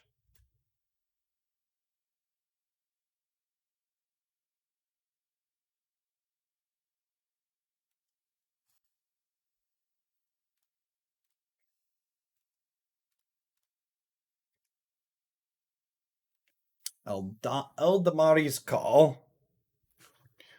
5, 6, 7. I can get a 5-mana spell here.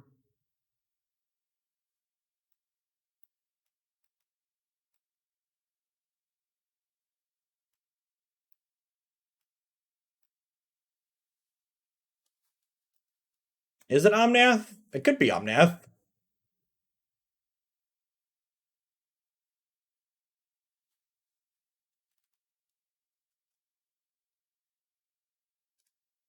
I could get Witness.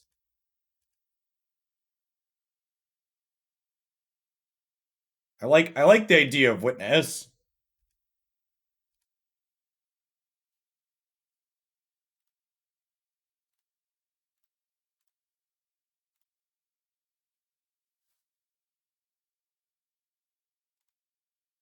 Because Witness picks back up Ephemerate.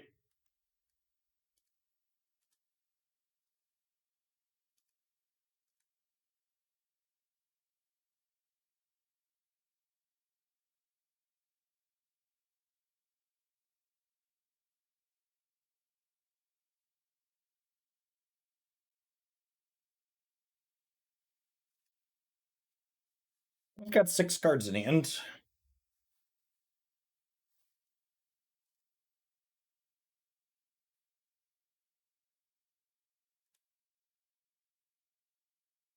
They know about both our cards. We're a little bit ahead on board.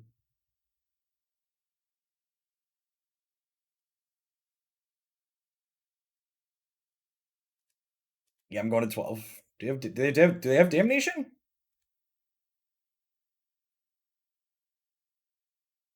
The attack seems strange without a sweeper.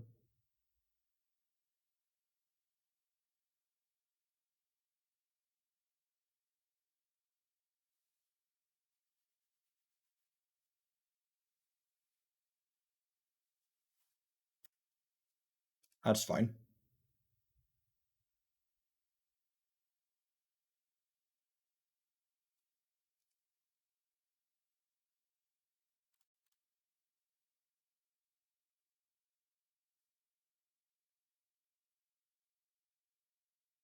Do I want another white rather than another green? Because this is on green.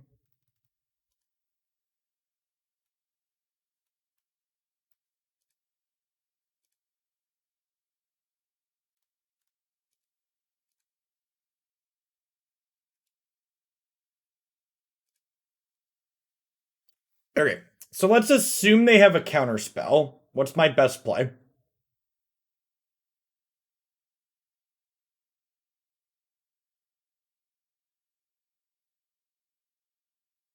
We could Yorion and then Ephemerate after they counter the Yorion. We could Teferi and then Ephemerate after they counter the Teferi.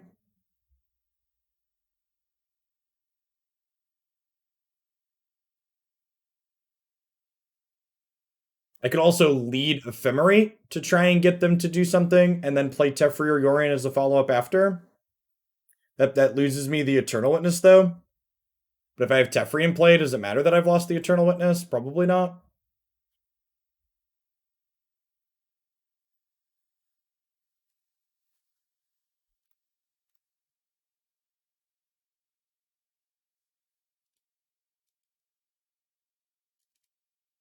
No, I don't have 2 blue, unfortunately.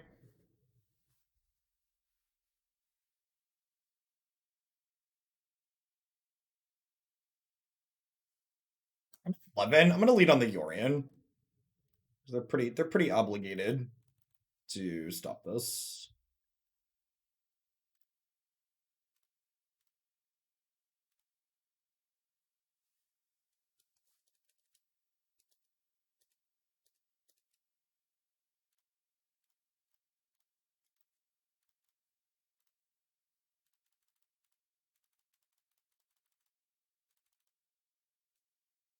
I think this is the least important card in my hand.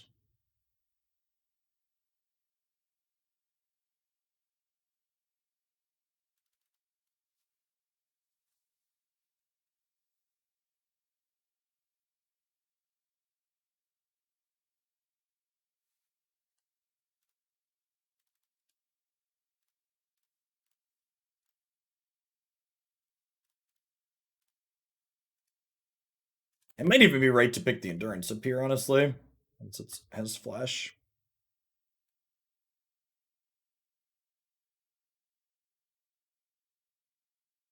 So they can flip Nicol Bolas, but that doesn't save them. Because Thrun is Thrun.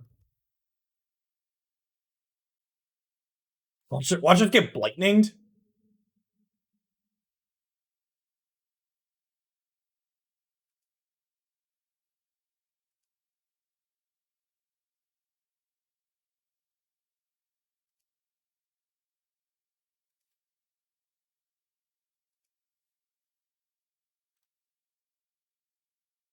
That's actually a fine draw, because it means I can Yorion and Teferi this turn.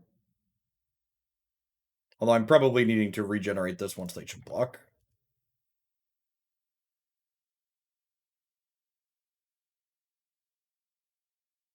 They didn't attack, so I'm assuming they're blocking and we're regenerating.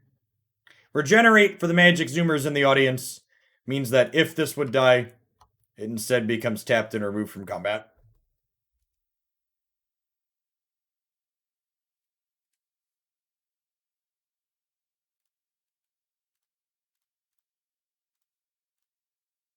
I didn't do the Teferi pre-combat, because if I Teferi'd pre-combat and they had Cryptic Command, I get pretty savaged.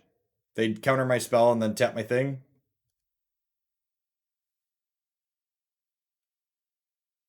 Oh, keep a land for another 4-mana Bolas? Yeah, that's probably a good point.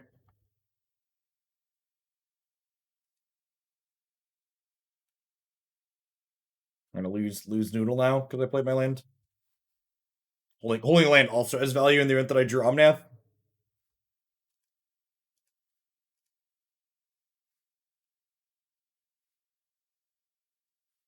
Definitely should have kept that in hand. It's a good point out.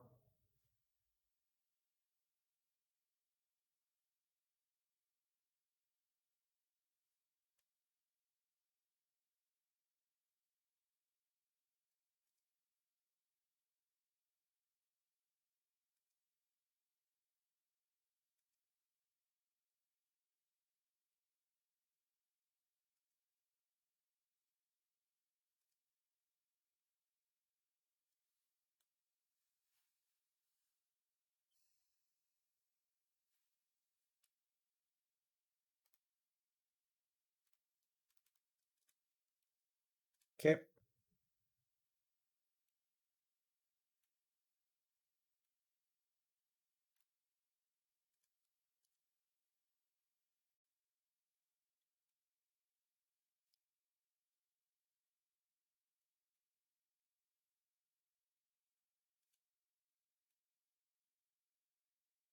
What is... Why are we flashing in another Snapcaster Mage? I don't understand. Oh, do they think Kalitas beats Regenerate? Judge, Kalitas doesn't beat Regenerate, right? Because with Regenerate, it never goes to the graveyard, right? This says if it would die.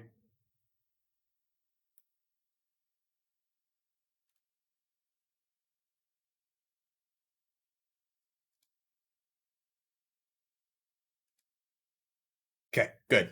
Good chat. Good chat.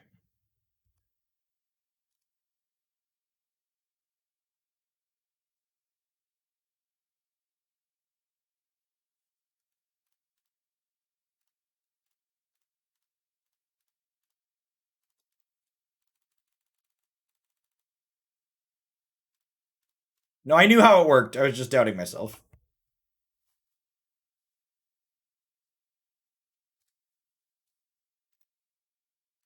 They dealt 3 damage to us. I gave them 3 life. We are not the same. And honestly, No! Honestly, moments like that, where it's just like, does anybody know how this works? Is why regenerate's not a keyword anymore. Just as an FYI.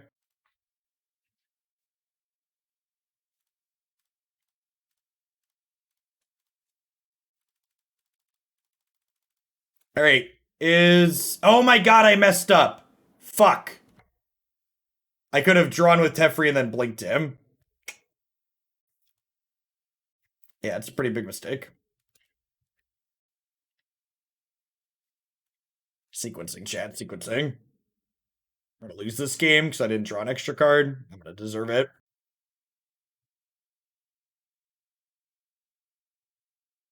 By the way, can we talk about how few spells I've drawn this game?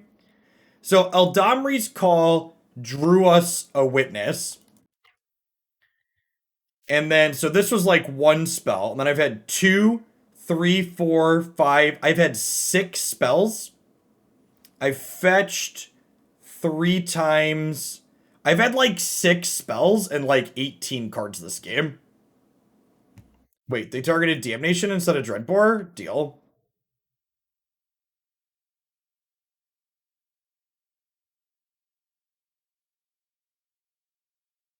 Yeah, and it's a testament to Thrun, right? How good Thrun was here. It's 100% the case.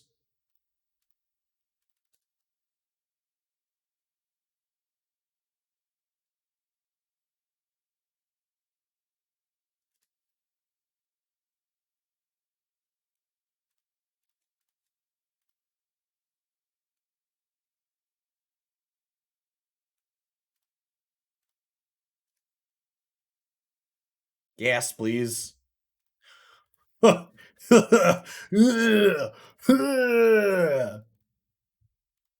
Sprawl's a mana source. This deck's playing 38 mana sources. And actually, I boarded my 4 birds out, right? So like I'm on 34 mana sources, and 2 of them cycle, so I'm on 32 mana sources. That don't do other things.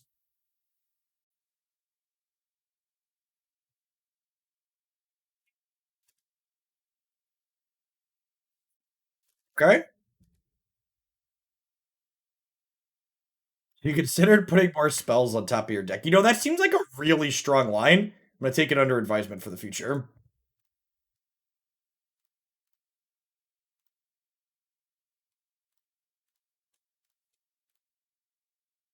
Ooh.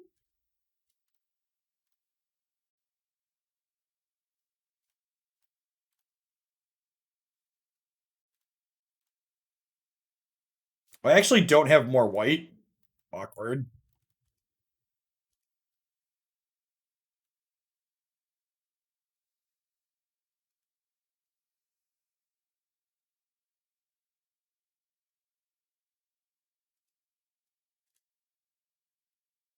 Punished for not being aggressive and drawing a card right away.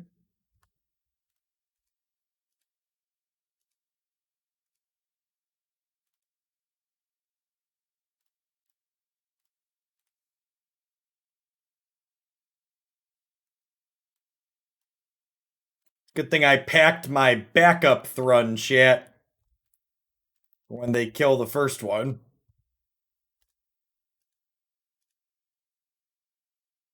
This is a good example how Moto's different than paper. In paper, you'd have drawn more spells because you could have mana weaved properly. Oh, shit, Magic players say. When do you think they'll add Psyduck to Unite? I hope soon, Shiny Psyduck. Thanks for the 2 years. Sorry, I almost missed that one. Digo Fraga, thanks for the follow. Back in my day, you weren't allowed to see how you sideboard and they fined you $500 for complaining about it. So fun fact, fun Moto fact. Moto hasn't always let you look at your sideboard mid-game. Circa 2014, 2015, I spent a lot of time complaining about that on Twitter and they eventually added it. I was playing a lot of Burning Wish decks at the time and being able to look at your sideboard mid-game was very valuable.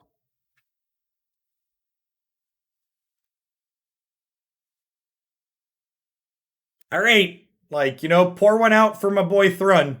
He picked that game up and he carried it on his back. He's got a strong one.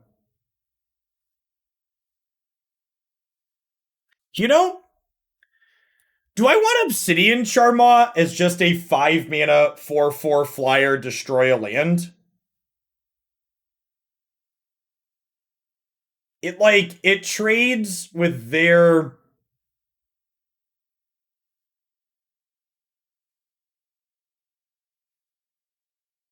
Nicol Bolas.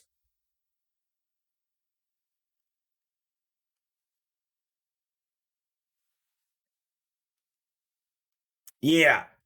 Yeah, I think so. I'm sure my Skyclave seems only okay here.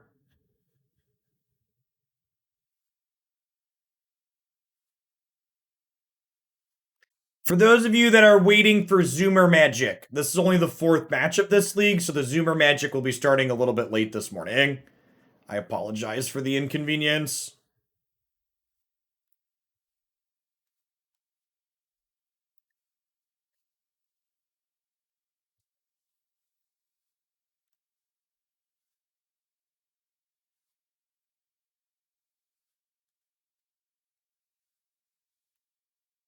Man, is there anything more peak Grixis than being 61 cards post-board? What if you're waiting for Pokemon? I'm waiting for Pokemon too.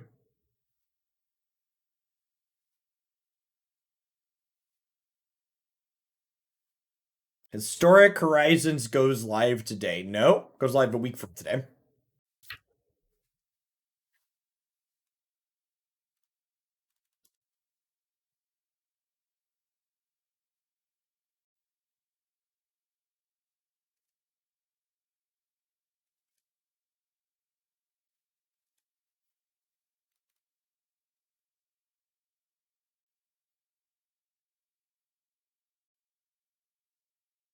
I should have fetched in response to this.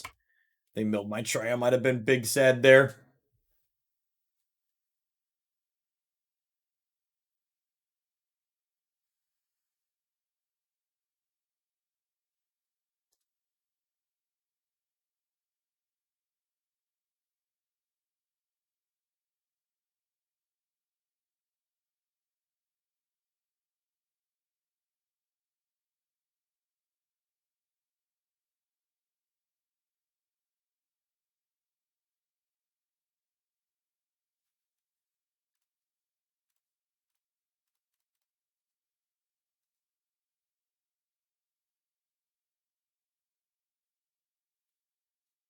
Look at that. Wall of Omens can swim, chat. It wasn't taken out back and drowned in the loch. I prefer Lucario over Garchomp as your damage dealer. Yeah, Garchomp falls off hard when you start playing against better players.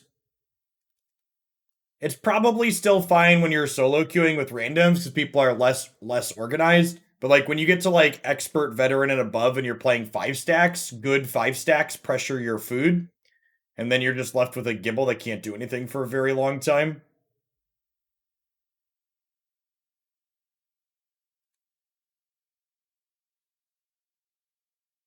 Well, punished for not fetching proactively. Are they a mill deck? Maybe they are secretly a mill deck.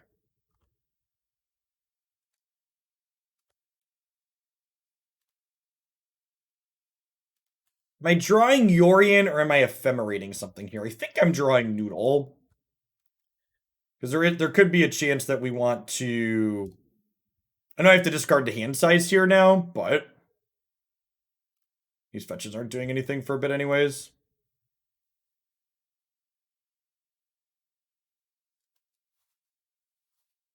Could Guardian of the Faith be sideboard tech versus sweepers? It's just difficult to get the timing right on it. And you'd rather play through sweepers with cards that generate value and instant speed threats rather than trying to play kind of awkward cards like that. Where were you last turn, Skyclave Apparition? Your people needed you. Yeah, the fact that they like thought scoured us and then exiled our graveyard is certainly something. Kugi, thanks for the follow. It's an interesting combination of cards from the opponent.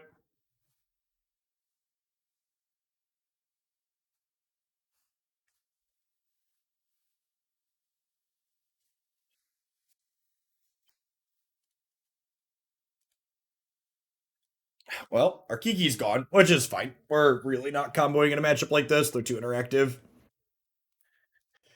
This is our combo card right here, chat. Slowly building our Yorion decks in interesting strategy. It is. Quite, in fact.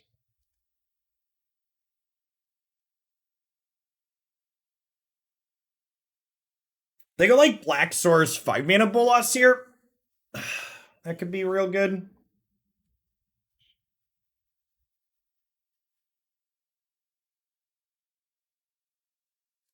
Run combos with our attack step and the opponent's life total. Yeah, basically. I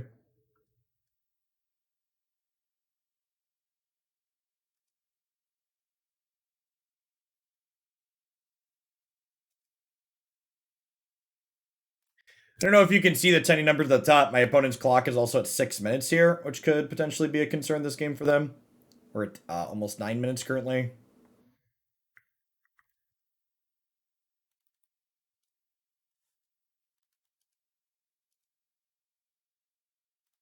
This is game 3. Yep. It says in the overlay by my hand there what game we're currently playing.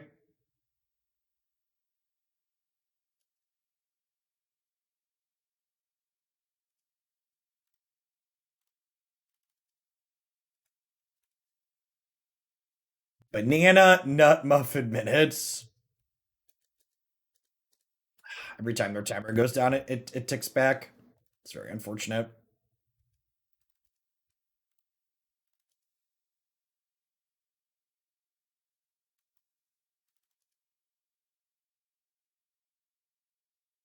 Can 5 stacks unite you into solo players? No, not usually.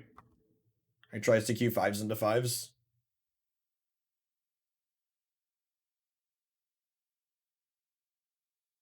There are 52 cards in my deck for my opponents, just for those of you that don't want to count on my opponent's attempt to mill us. Got me. 48. Sugar, we're going down. And a really luau. Sugar, we're going down. Swinging. Do do do do do do do do do. Do do do do do do do do do do do do. Do. We got a loaded gun complex, chat. Yeah, I'm sure it's weird to me that they didn't just like leave it on 5, especially considering they're like a Drawn in the Lock deck.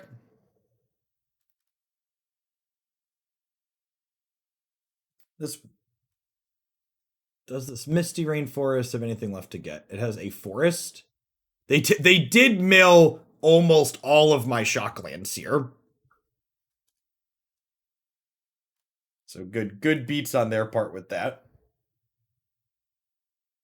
Yeah, I agree. I'm surprised they have Kolaghan's command in their deck too. Really surprised they were milling us with the Ashiok.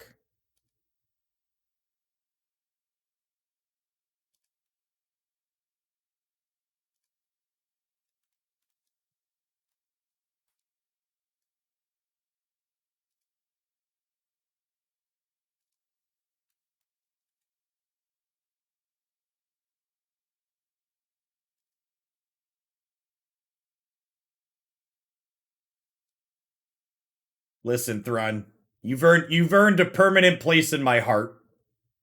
Because you're so good against these random decks people like to play. This Thrun is going the distance. He's going for speed. He's all alone in this time of need. He's racing and pacing and plotting the course. Just cast this now. Really need anything per se, but I wouldn't mind spending some mana to do it. Sure. You've drowned my call. Lucky for you, I cracked those fetch lands since you exiled everything out of my graveyard. It was correct to crack my fetch lands because, like, there was only one land each of them could find that I didn't want to risk drawing them, but still kind of funny.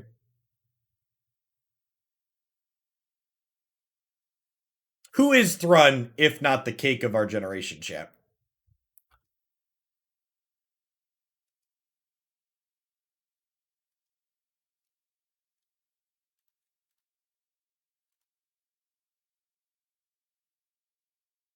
Oh, that is true. Our fetches do make black thanks to the opponent. That's a good observation.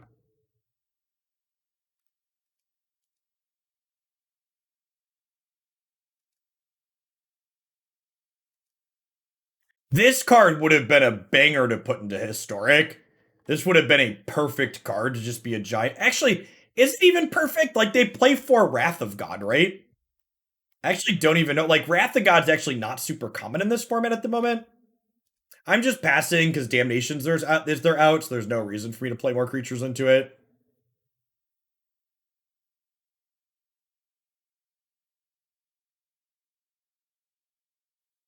Thanks for picking that game up and carrying it on your back, Thrun. Permanent slot in the deck, chat. See, we're just trying to get a feel for what are the have-to-haves, what are the must-haves in Kiki-Jiki in this newfangled modern world. I'm feeling confident that Thrun is it. Is it that much better than Shifting Ceratops? Yeah, this card has hexproof, which is, like, pretty good. I think you're right that Shifting Ceratops is better against Jeskai control right now, in Historic specifically, because the removal is largely Lightning Helix and not Path to Exile. And being able to haste down 5 mana Teferi is a big deal.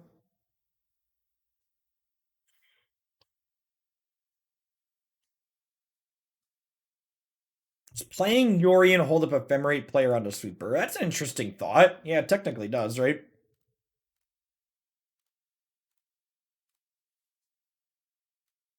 I think it's decent against Loris. So probably Hammer Time with turn 1 Saga.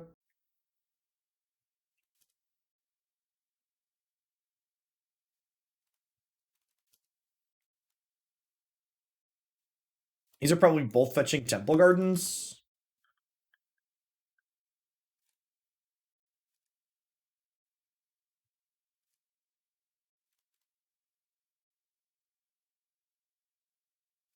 I think you're right that Shifting Ceratops is probably better in the current Glut of Historic. Against the specific deck that's popular there. Alright, so with this draw, I can fetch Basic Forest. And then we'll go do this, name white here, play Wall Blossoms.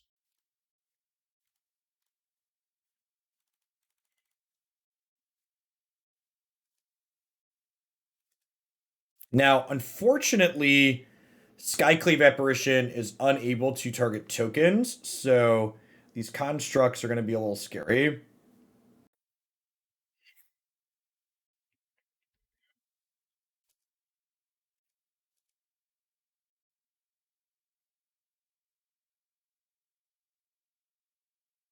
Definitely a strong start here for our opponent.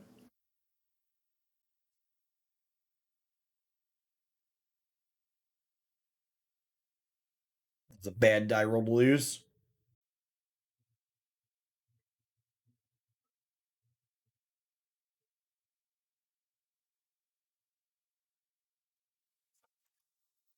They're getting here with this. Probably the trample artifact, I would wager. Shadow Spear. They're getting a hammer. Okay, so they have Paladin in hand then?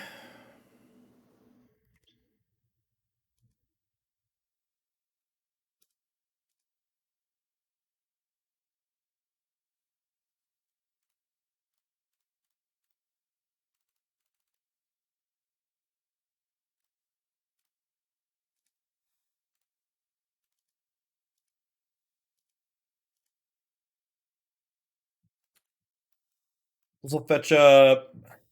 Do I want Stomping Ground? No, I probably want another white source, huh? So I can do both of these in a turn.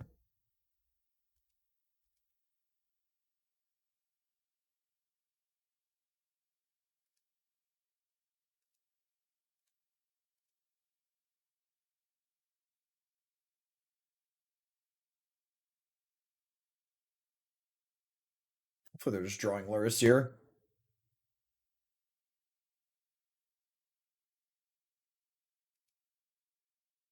Yep. All right, so I guess I grab Sacred Foundry in case we draw a Seasoned Pyromancer, because that would be pretty good, so we can have blockers. Charming Prince is not bad. .jpg, so I can.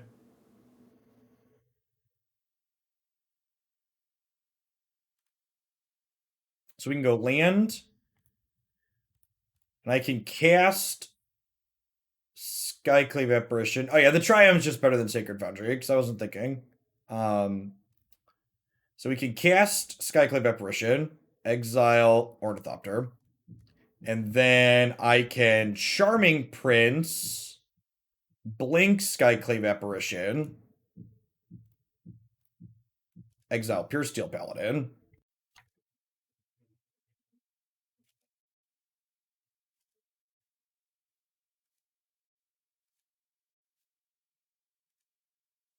Do I want to take the Paladin, or do I want to take the Springleaf Drum? Leaving the Paladin in play is really bad if they have another hammer, right? Of course, if they had another hammer, they probably would have played it last turn. Shrinking the constructs down to 3/3s has real value.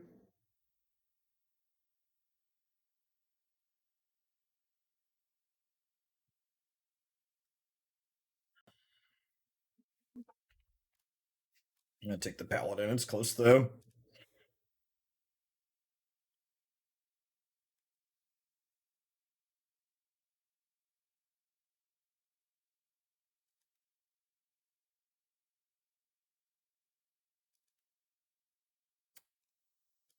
Yeah, it's gonna be lethal.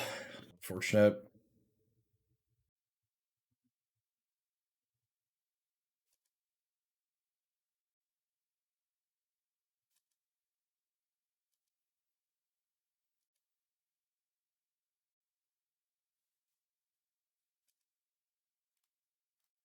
Yeah, opponent had a very good draw here. I think I'm pretty happy with my line of play, but our draw was just too strong with us being on the draw.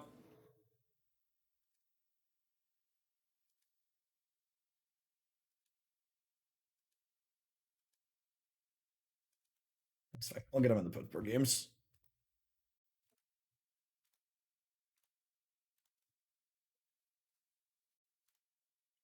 All right, so Prismatic Ending, Path to Exile, Qasali Pridemage. Thrun is bad, Eidolon is bad, Endurance is bad. So the rest of this is pretty good. Thanks for the follow, Pony Boy. Welcome to the channel.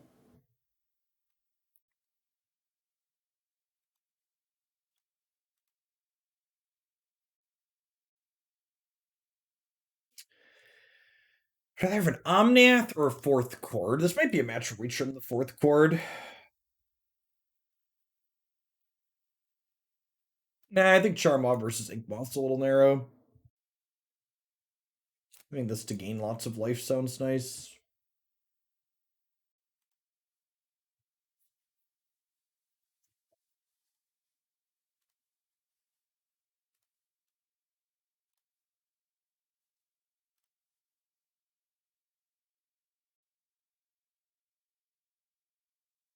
No, Charmaw tags Saga too. That's a good point. Saga's another makes colorless land to make it cheaper. I don't know. It's so slow. Like you saw, like that last game, right, where they like played Saga. They play Saga on 1 or 2 a lot of the time. Like Charmaw's not getting it at that point. I guess.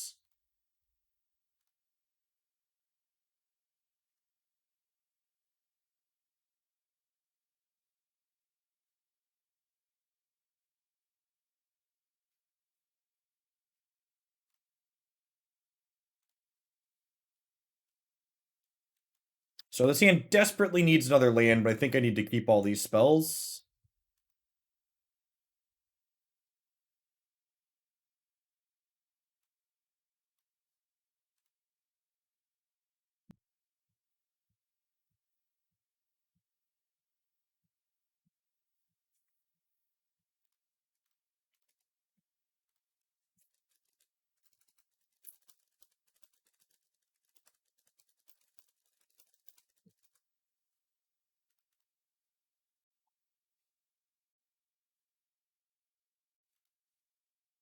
If I was getting Triome on one, I should have kept the breeding pool and bottomed this.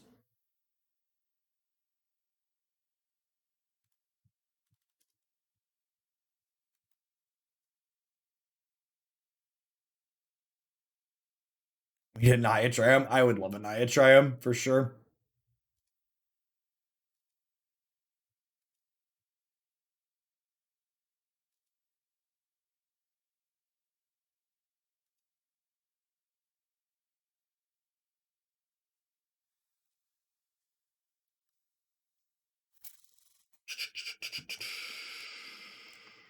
I think we got to do this.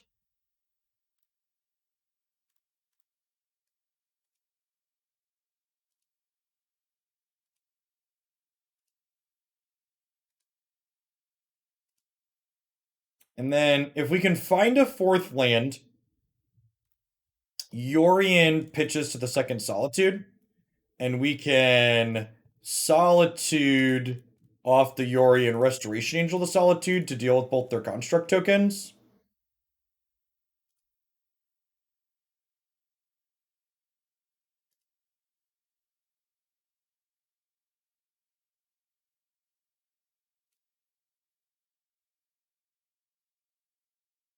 I'll hold on to this fetch land because I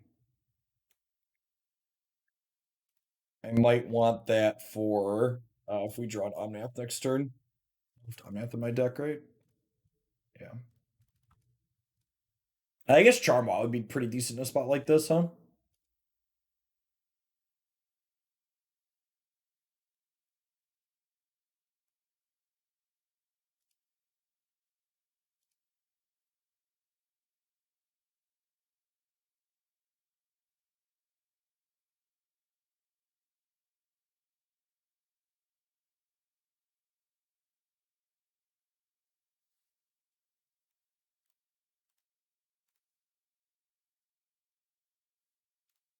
So we do this, exile this,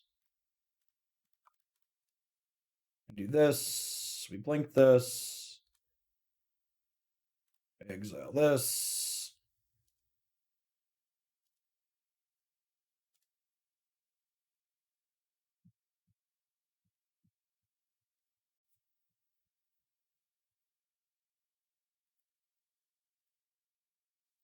That was not the Kiki-Jiki I wanted to draw. Am I supposed to play around a second hammer? I probably am, right?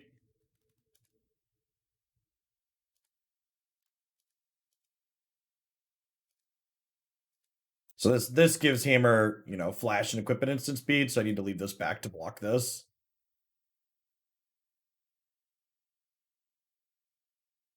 Or at 28, so it's not like attacking for 6 is racing that quickly anyways.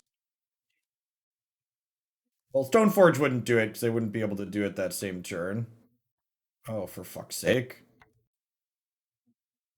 God, their draws have been so good these games.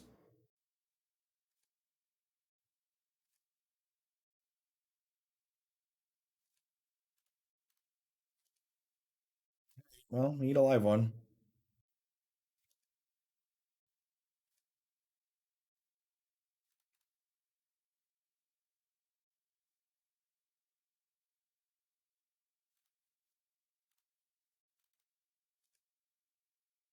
Land.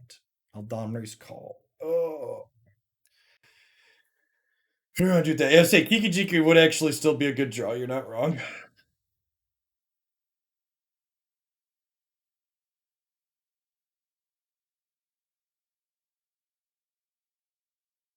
I wish I had Charmaw to go find. I wish I had Charmaw to go find. Yeah, we can call for Resto and do that and get the Solitude that way. They bought that way. You're not wrong. God damn. The top of their deck has just been disgusting. For people that have not been keeping up with this format, by the way, the opponent's archetype is the best deck in this format right now by a lot. And it's not particularly close. So I think I have to let this equip and give them more life so that way they can't put these equipments on the Pure Steel Paladin. Appears to be janky. Can you explain why you think their deck appears to be janky? Because I would tell you you need to reassess your Magic the Gathering evaluation skills. Their deck has a ton of effectively demonic tutors in it.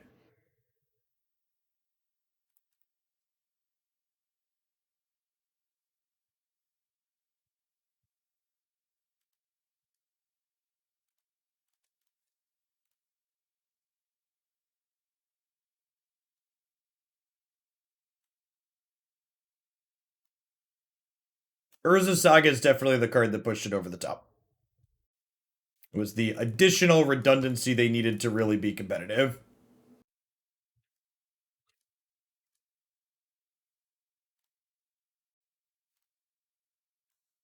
Like, Death Shadow was a joke card for a long time, too.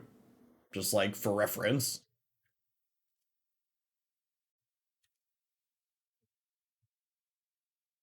Alright, Chord and Kiki are both lethal.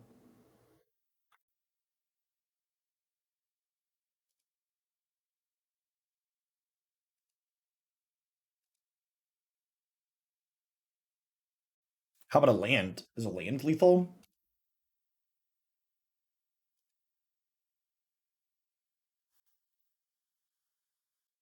Hmm.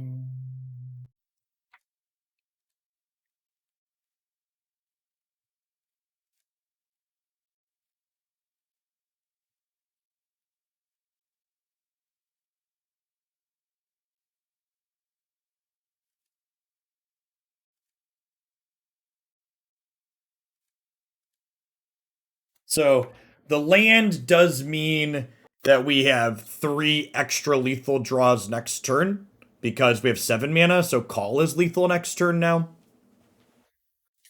So we're 7 out of 63, so about 10% to have lethal next turn. It's not gonna do it.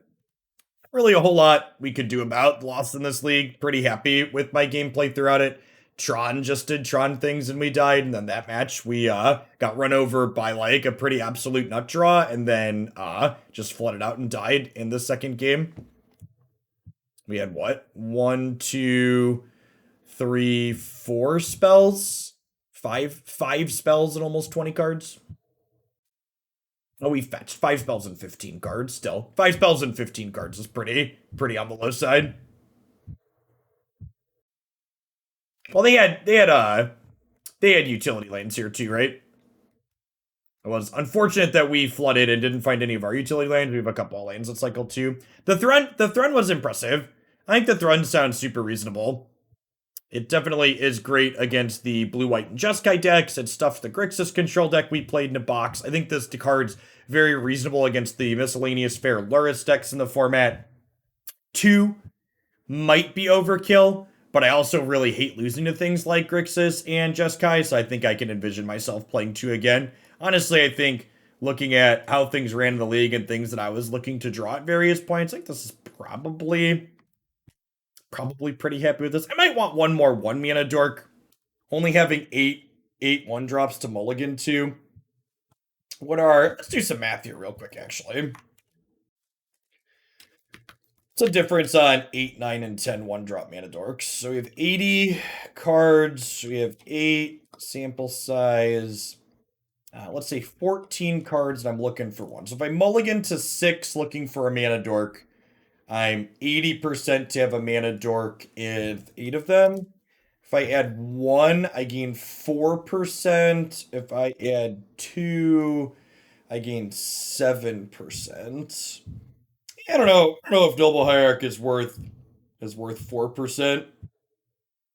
I'd been playing Gilded Goose as a 9th mana dork for a little while, and I cut that today. And I don't know that 8 versus 9 is really like 80% versus 84% is like pretty negligible. Well, it's like 1 in 20 games you're gonna find a mana dork on 1 when you wouldn't otherwise.